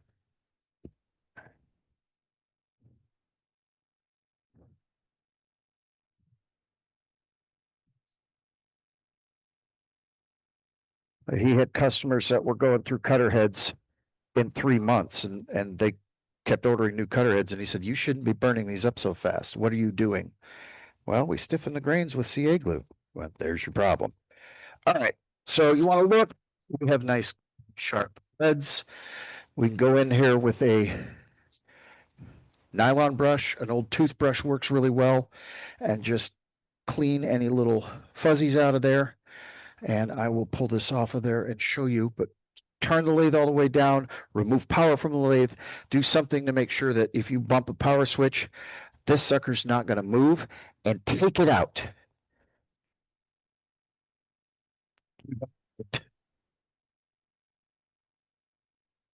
Because this is dangerous.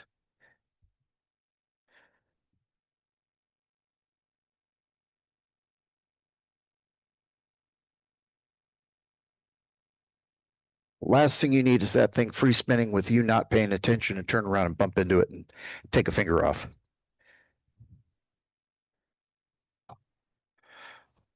All right. There you go. Nice sharp threads. So now, again, we're turning this from the inside out.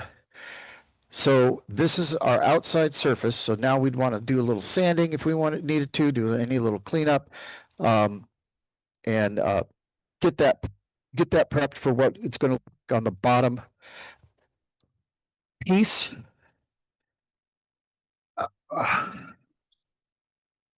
And we're just going to part it off and set it aside.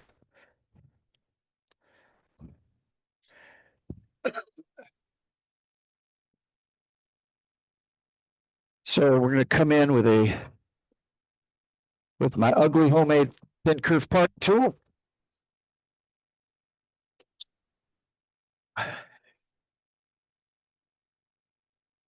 And the way that I do the thread, when we put the lid in, it'll thread all the way through. There's not, the relief was there for cutting the threads, but we don't need to worry about it as far as when this is mounted in.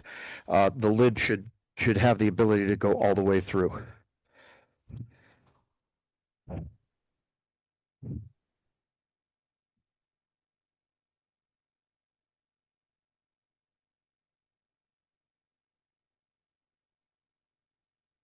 So you want to take that down most of the way.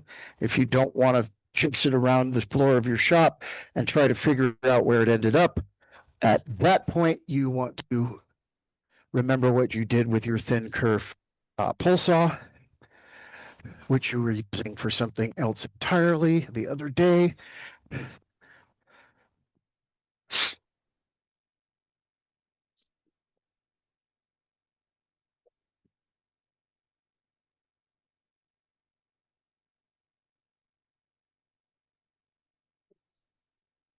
Alrighty. So you can sand this surface if you want. It really doesn't matter, because that's going to get glued in there, and you want to actually end up having it recessed a little bit, but that's going to get glued in there, and you're never going to see this surface on the backside of that. So that insert, I use Parfix C400 Flex because the density of the Osage orange is far more than the density of the surrounding maple. This is going to expand and contract more. This is not going to expand and contract as much. So you want your glue, whatever your glue interface, you want it to be able to move with that so that nothing cracks. So that's ready to be glued in, but we have to make our male threads lid, so to speak, to fit in there. So we'll come back to our piece of Osage orange. And first thing we're going to do is just clean this edge, make a nice clean surface.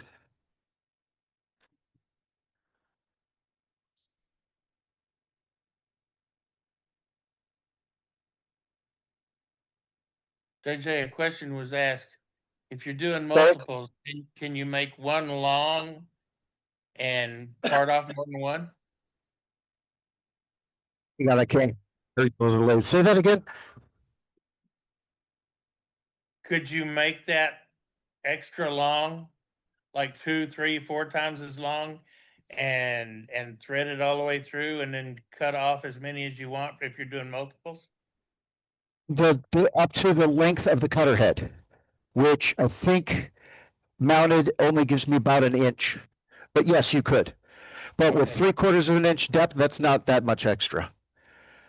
If you had a longer cutter head, you could. I mean, you could, with a long enough cutter head, you could drill. You could thread for 3 full inches and just lop off sections if you had a long enough cutter head. That's more limitations of just the length of the steel. Gotcha. But I could have cut an inch.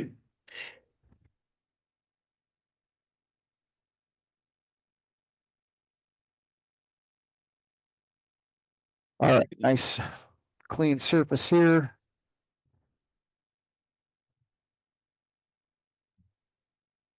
I got that little nub from the Forstner bit.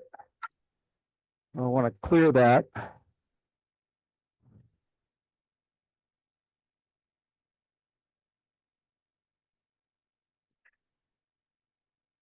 Make sure we've got a good surface to start from. Now, here's where there's confusion about cutting the male threads, except it's really not confusing. Give me just a second. My apologies, but my sinuses are rebelling.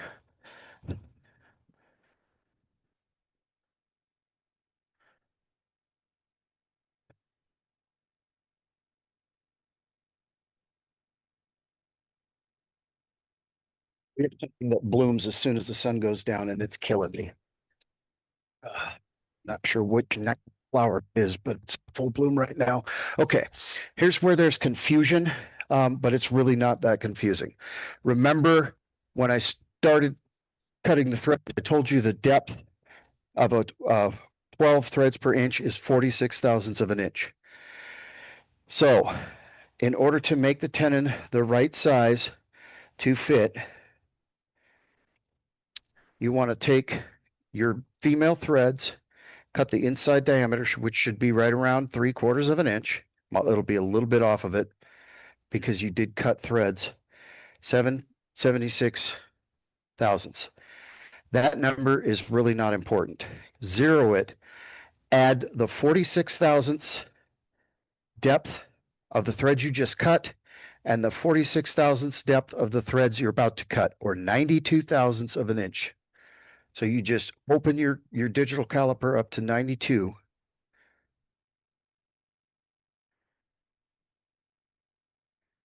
And lock it. This is the diameter of the tenon that you need to cut male threads that will fit your female threads. That's it. The only math you need to do is to add, and you really don't need to do that if you can count to 92. So lay it down. This caliper's got really nice sharp points.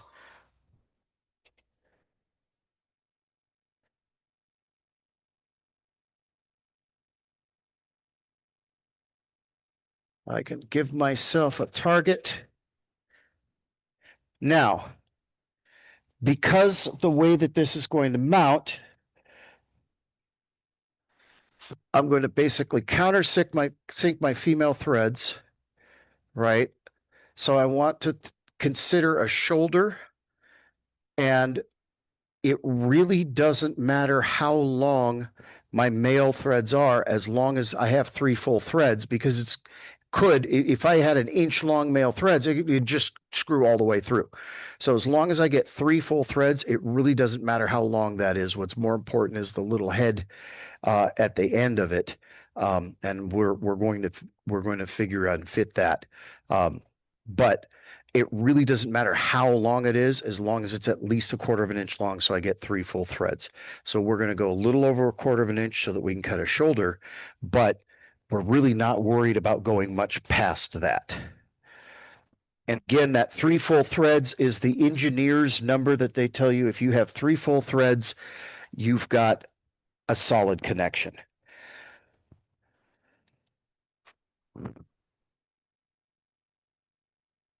Oh, the face shield back on.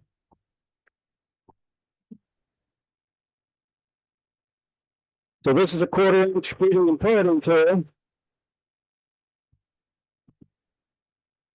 So I want to go a bit past it. Give myself a little bit of space because I've got to cut a neck.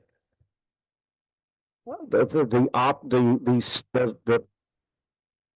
equivalent of if I cut the inside of the female threads, I've got to cut on the male. Look at this real quick,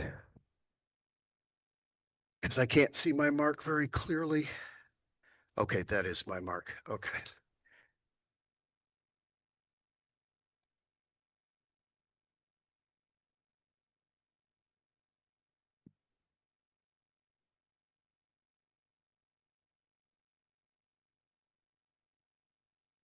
So this tenon is the trickiest part about using a threading jig, because you want to try to cut this tenon as close to perfect as humanly possible. This is the trickiest part right here. And I can see that I'm actually angled in that way a little bit. I've got a little bit of a dovetail, so I've got to fix that. But I want to start making sure that my sides are parallel right now before I even get close to the actual diameter, so that when I hit the diameter, I know that I've got good clean sides.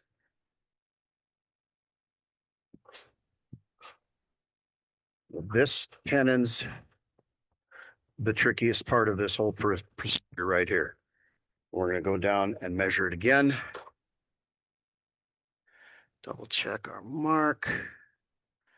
Okay, we're getting closer. I have parallel sides.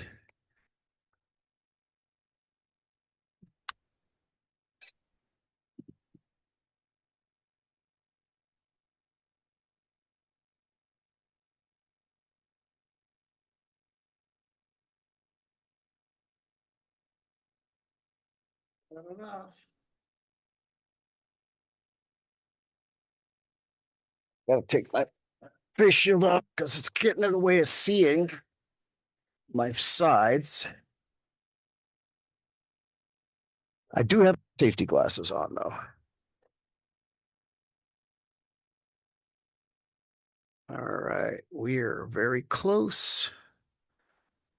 We have parallel sides.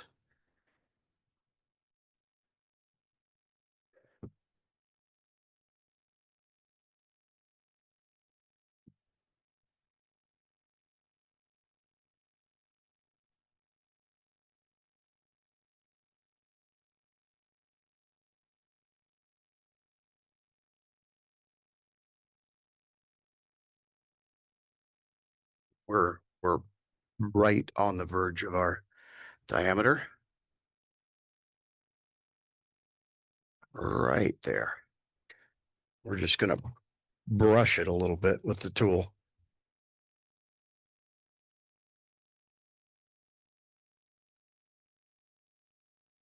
Might be it. Voila.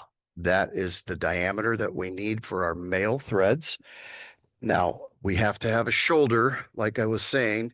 It's the equivalent of the relief that we cut on the other side, on the inside.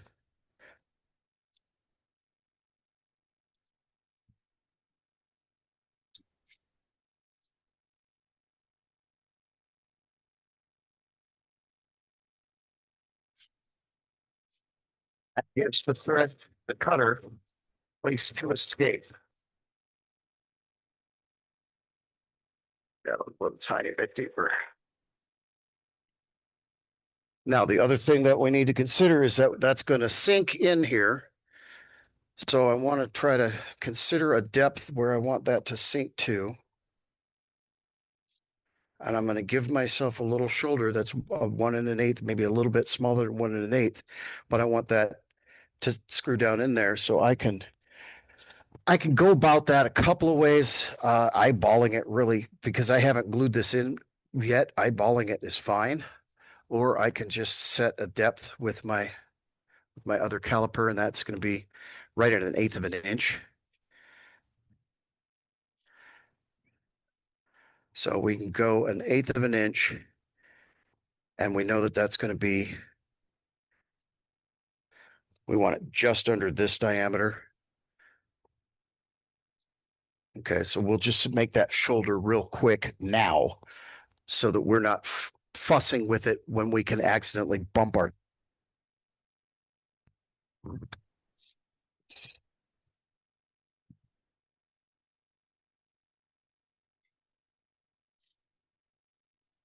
So we're eyeballing 1/8 of an inch.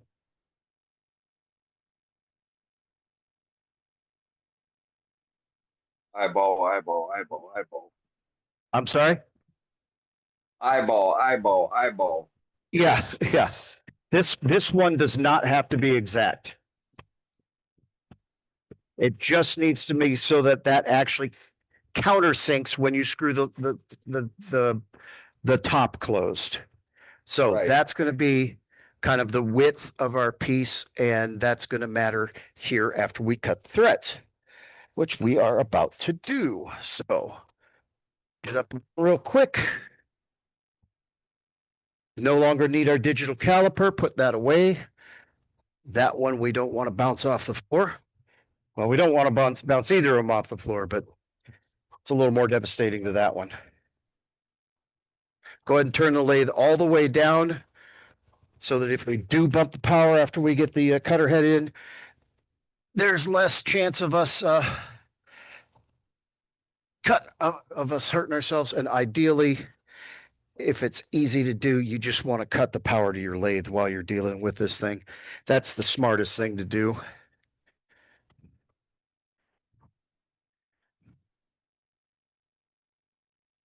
All right, so we're going to make sure that that's actually, let me loosen that up a little bit.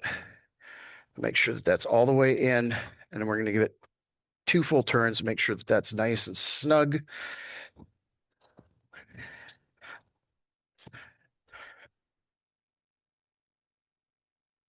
Bring up the Baxter.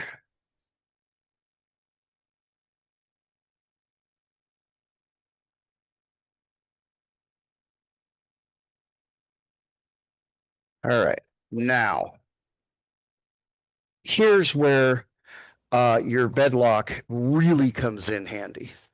And if you forget to put it on at this point, it's got a nice chamfer on it so that when you do put it on after you've forgotten and there's shavings all over the bedway, you can still get it butted up straight against the Threadmaster because the chamfer will push the shavings out of the way.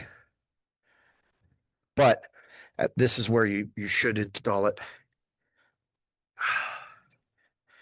Temperatures dropped and my bedway shrinking.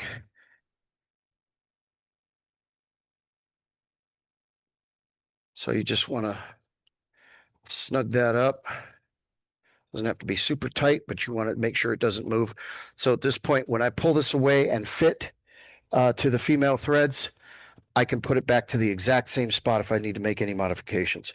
Zero this back out. And here you can see, let me slide you over. Here you can see what I'm talking about when I say you want it just touching the wood. You do this on the inside too. I forgot to cut a chamfer right here. I'm not going to go back and do it, but you should have a chamfer right here. That's the right way to do it. I screwed up and missed that. There should be a chamfer there. Not the end of the world. All right, so you want to spin this a little. That's a little too close. Back that off a hair. I'm just touching. Just touching. I'm just taking a little bit of scratch of wood off. That's where I want that to be. I'll back that out. And then we're going to turn the wheel to 20 thousandths of an inch. And we're going to cut this 20 thousandths of an inch at a time.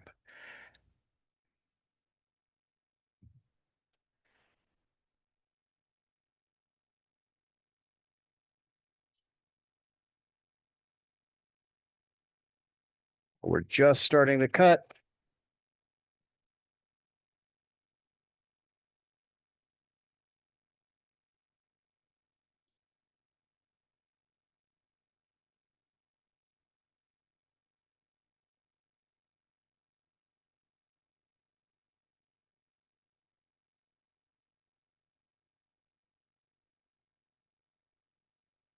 And we will just get 3 full threads, which is perfect.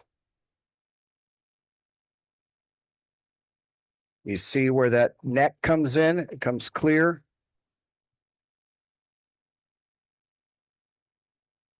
Cutter head's clear. So that's a little less than half of the depth of our threads.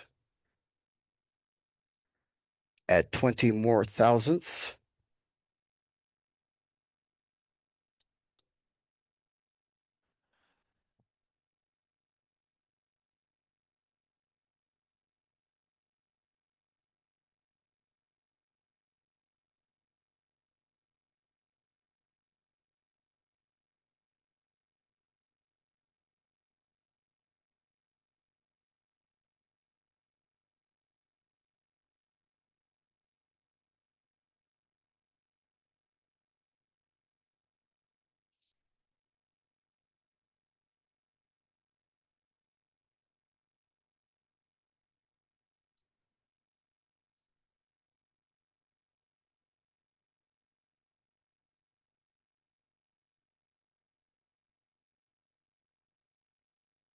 Now you've got a little bit of where it gets really thin, that get a little fuzzies and chipping. You just get your brush in there, clears that right out. And we will cut the last 6/1000ths of an inch.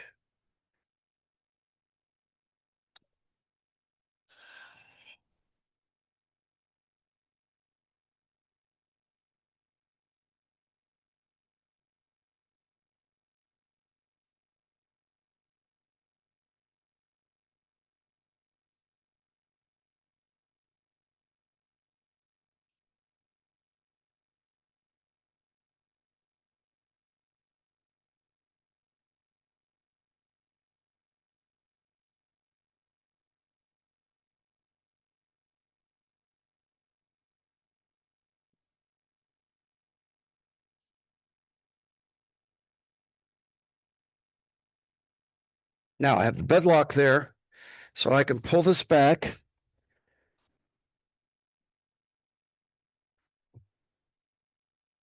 And I can test fit.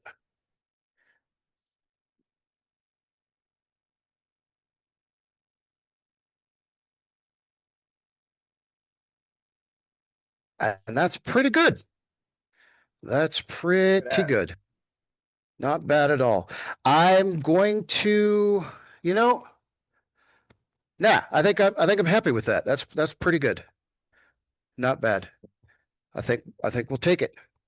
I could take about 0.02 more off and loosen that up a little, but that's so close, it's negligible. I think we're going to be fine with that. Oh, we're done. Nice, clean. That is a nice, clean thread. Isn't that gorgeous? It just, and then you Yeah, see it the is. little,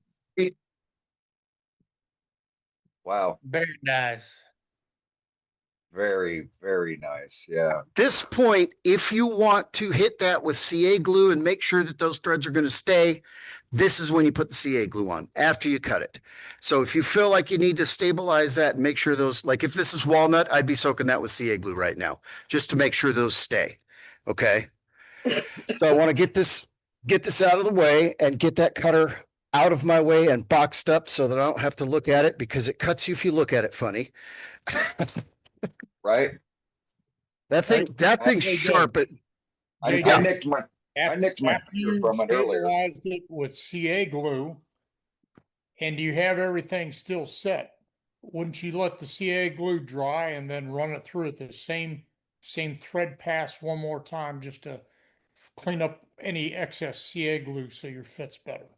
If you have excess CA glue, you could do that. Again, Bestwood really recommends highly against cutting CA glue because it chews for whatever reason, when you stabilize that thread with CA glue, it chews up your cutter head really fast.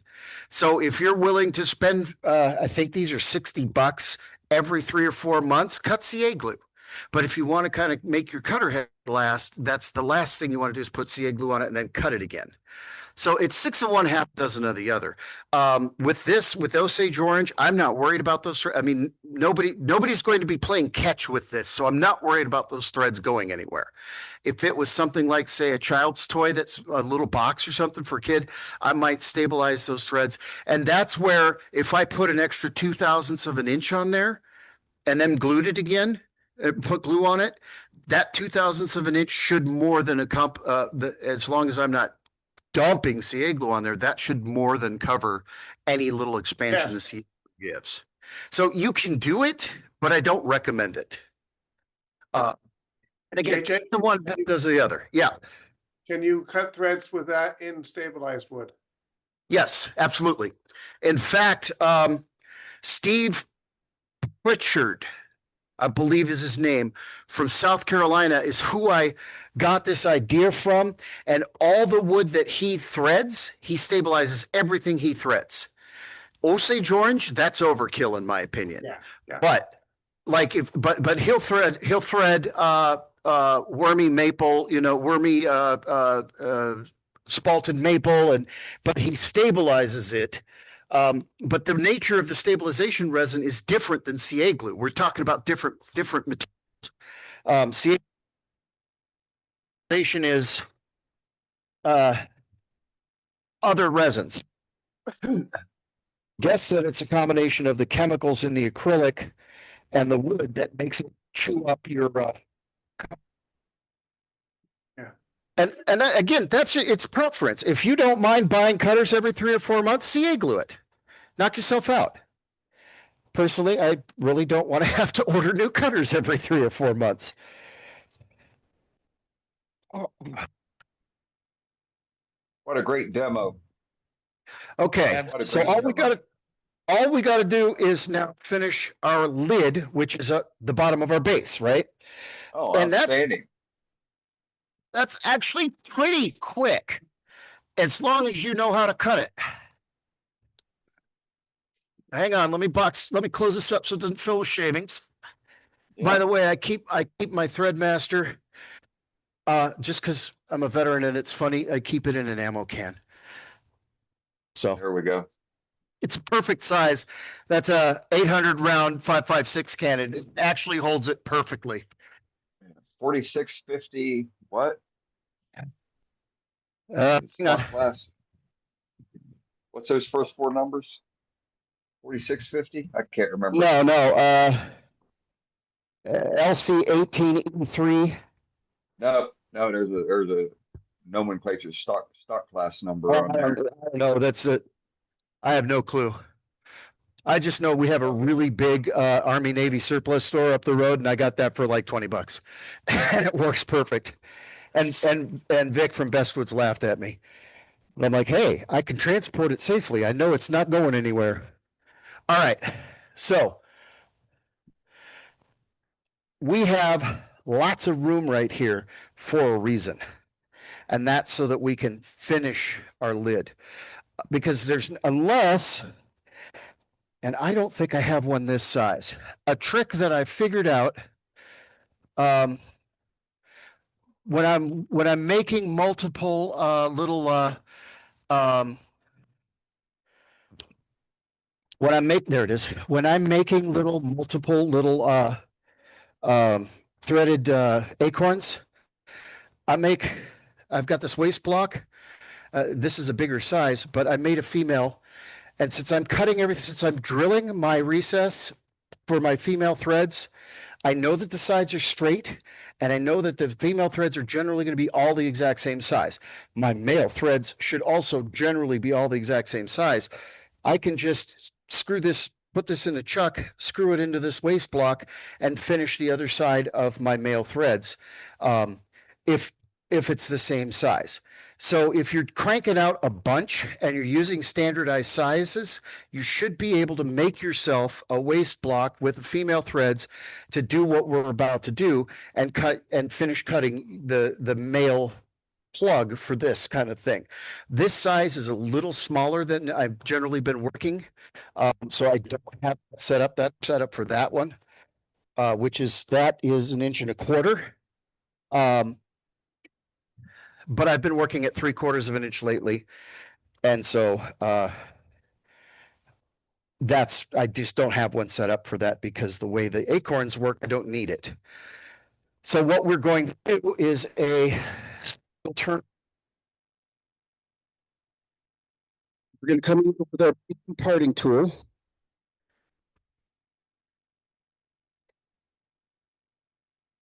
We're going to start above our diameter for our plug.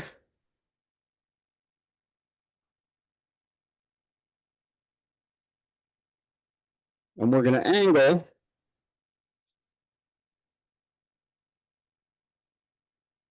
toward the center.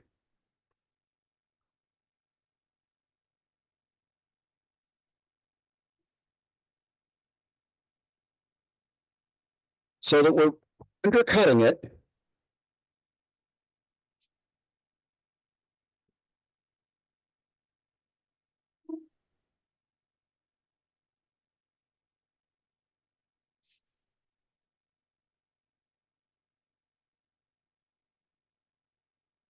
I think I watched Richard Raffin do this, something like this. I think that's where I learned this. Cut with our skew chisel.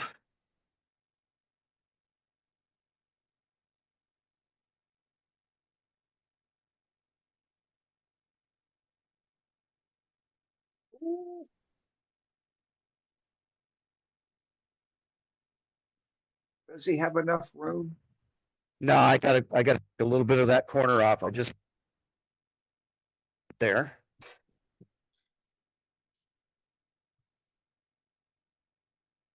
Not with that big skew. Right? Now, Yeah, that's I do why I was have doing that. a mini skew, but it's springy. And I'm too far off the tool, the edge of the tool rest to trust it. That's why I'm using my big one skew, because that steel on that mini skew is too springy. But I have room now.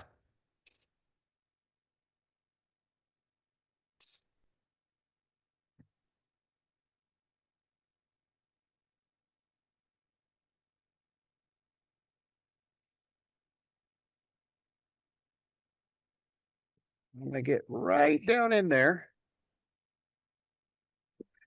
But I want a nub. Because the very last step of this is how do you open and close it? When it's underneath there, you got to have a way to do that, right? So I want a nub.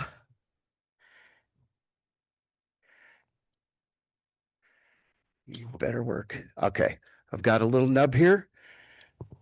That gives me a center, which allows me to come in. Of course, I don't have the right blade on my Dremel. Doggone it. Hang on just a second.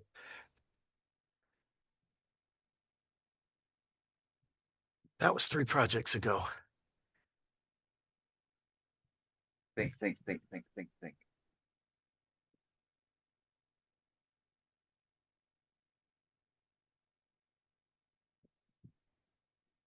So I'm going to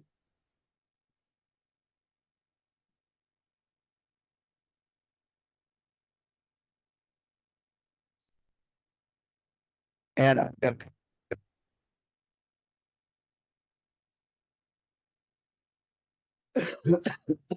now, normally I'm going to put this back between centers and reshape it a little and sand it because this is actually pretty nice and it's going to make a nice finished piece. Normally, I would have already glued my female in here.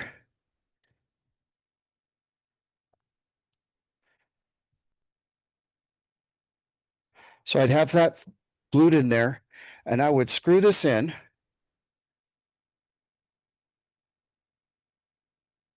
And we'll do it that way. Hopefully it'll allow us to. But I'd screw this in, and that's why I wanted that to be, see, that fits underneath there.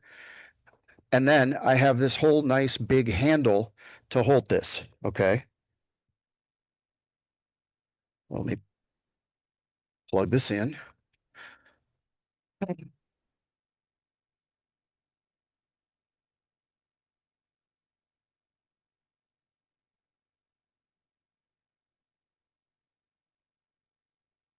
So I want that middle.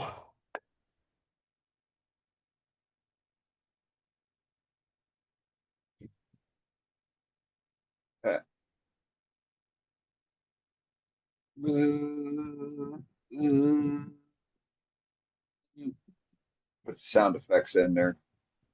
Bzz, bzz. I hear it just fine.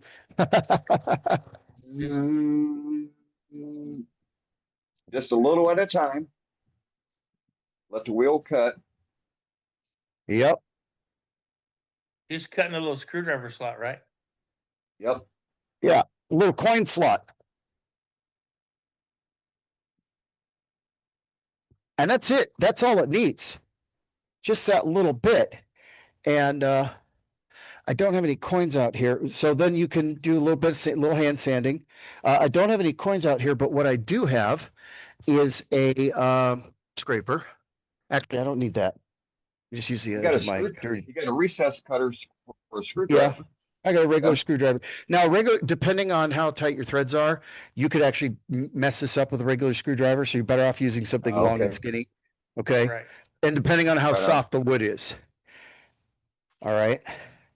So that's how you open and close it. And that will fit a dime or a quarter. And so then you have a neat little hideaway vase. Yeah. And honestly, when you're not explaining it step by step, this takes about an hour to make from start to finish. But there you have. And it looks like a real vase. You can stick a couple sticks or twigs in there, but it doesn't go all the way through. And I can show you that. So it is usable as an urn or a keepsake urn. Say if you're spreading a tiny bit of ashes between 5 or 6 family members, you need a few of these. You can hollow and make it bigger. You can make this at a larger scale and hollow it so that it is an actual full pet urn. But what you don't want is the 2 holes on the top and the bottom of the meat. That's solid. That's solid. So if you are going to market this as an urn, you absolutely need to make sure that you don't go all the way through. But you still have enough neck. I drilled that 4 inches deep. So you still have enough neck that you can stick something in it that looks like a flower or whatever, and it looks good. Any questions?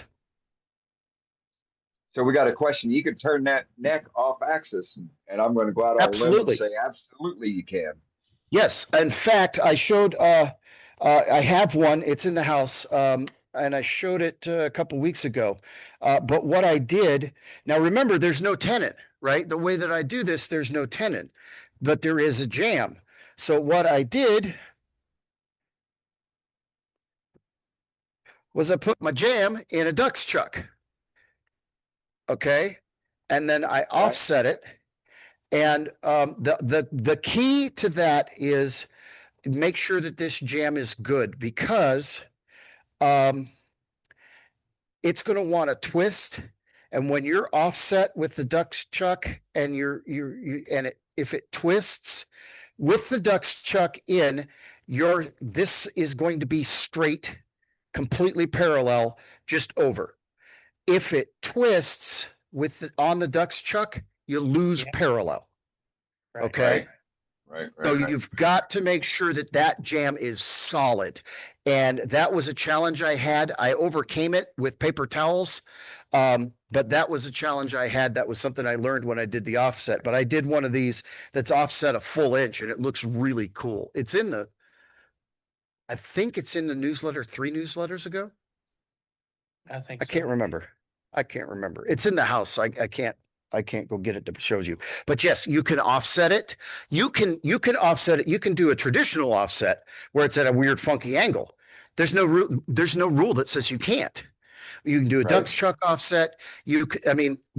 Once you get the basic procedure down, from there, look, you could make your basic body of the vase, start the neck, and then just turn a weird corner and have your neck go some other way. There's no rules. Right. There's no, the sky's the limit. It's up to you how you do that. Yeah. My solution was a duck's chuck, which again, long doesn't twist on the duck's chuck, and your sides remain parallel. It works great, and it looks really cool. So that's an option. Now this is, again, we use the golden ratio, the golden mean, where the bottom here is the 1 and the neck is the 1.68. But there's nothing that says that your bottom can't be the 1.68 and you have a shorter neck. But the whole thing with the golden ratio or the golden mean is, historically, artists have determined that this 1 to 1.68 ratio is the perfect ideal ratio. It's the ratio of the bottom of your nose to the bottom of your chin to the top of your forehead. It's the ratio of your eyes. It's the perfect ratio. And if you match of your eyes to your nose to your mouth. Yeah, eyes to your nose to your mouth. Yeah. Of your chin to your mouth to your nose. Right. And so the closer a person's proportions are to the golden mean or the golden ratio, the more perfect the person's appearance is, according to the artists who came up with this.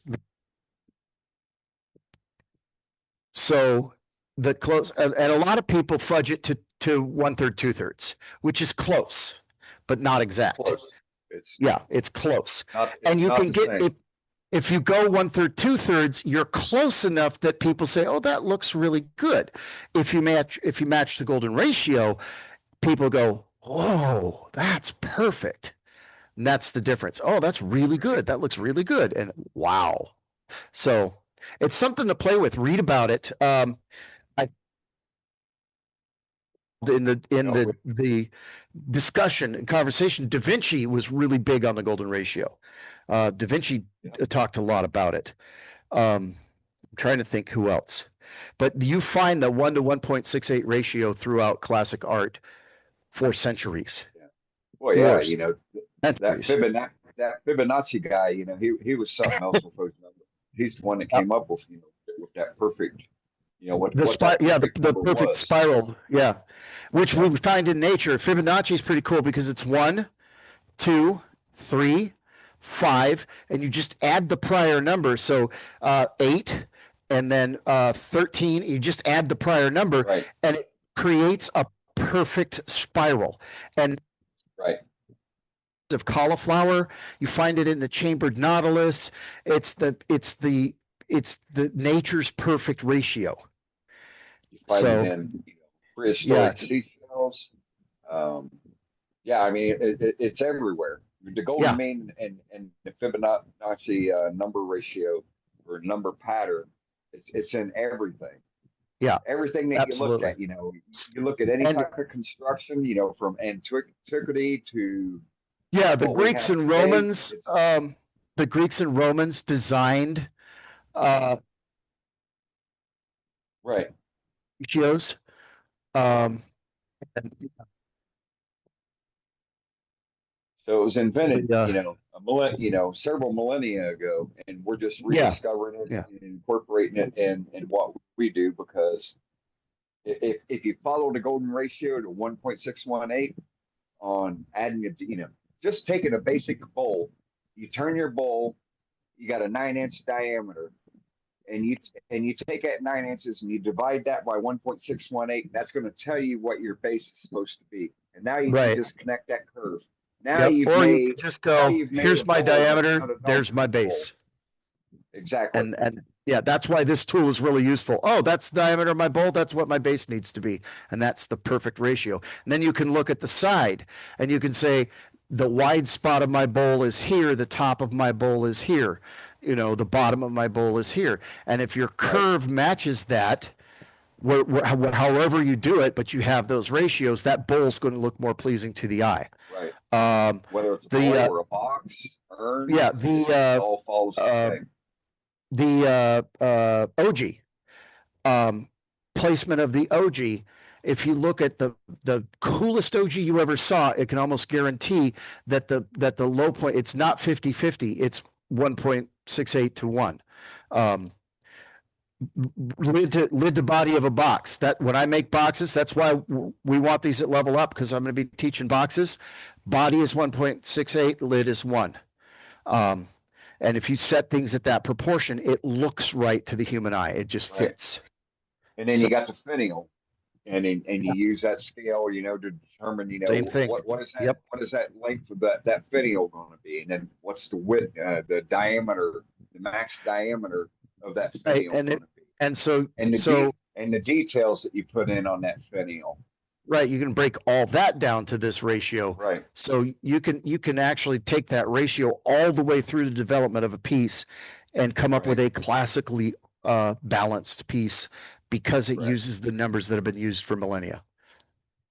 Amen. So, it's fun. Thank you. It's fun to play with it. It gives you targets and it gives you things to aim with and say, well, what if I make it look like this? How can I make this shape fit? And your shapes start to become more pleasing. At least in my experience. Right. Yep. Any other questions?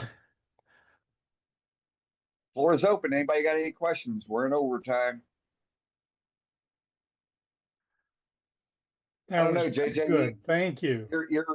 You are such a good explainer of what you're doing. You know, so you pretty much cover every question by the time they get popped into the chat. That's my goal. Yeah, my goal is to You're- not leave questions. it's always a joy. No, It's always thank a you. joy. And that was a great project, and it was great, seeing that Baxter machine, the Baxter Yeah, Threadmaster, and demonstrated. And we So, will, we will go into the Threadmaster in depth on some. yep, September 19th, JJ Into will the be gritty doing of it. Yeah. he will be doing a standalone, all inclusive on how to use it.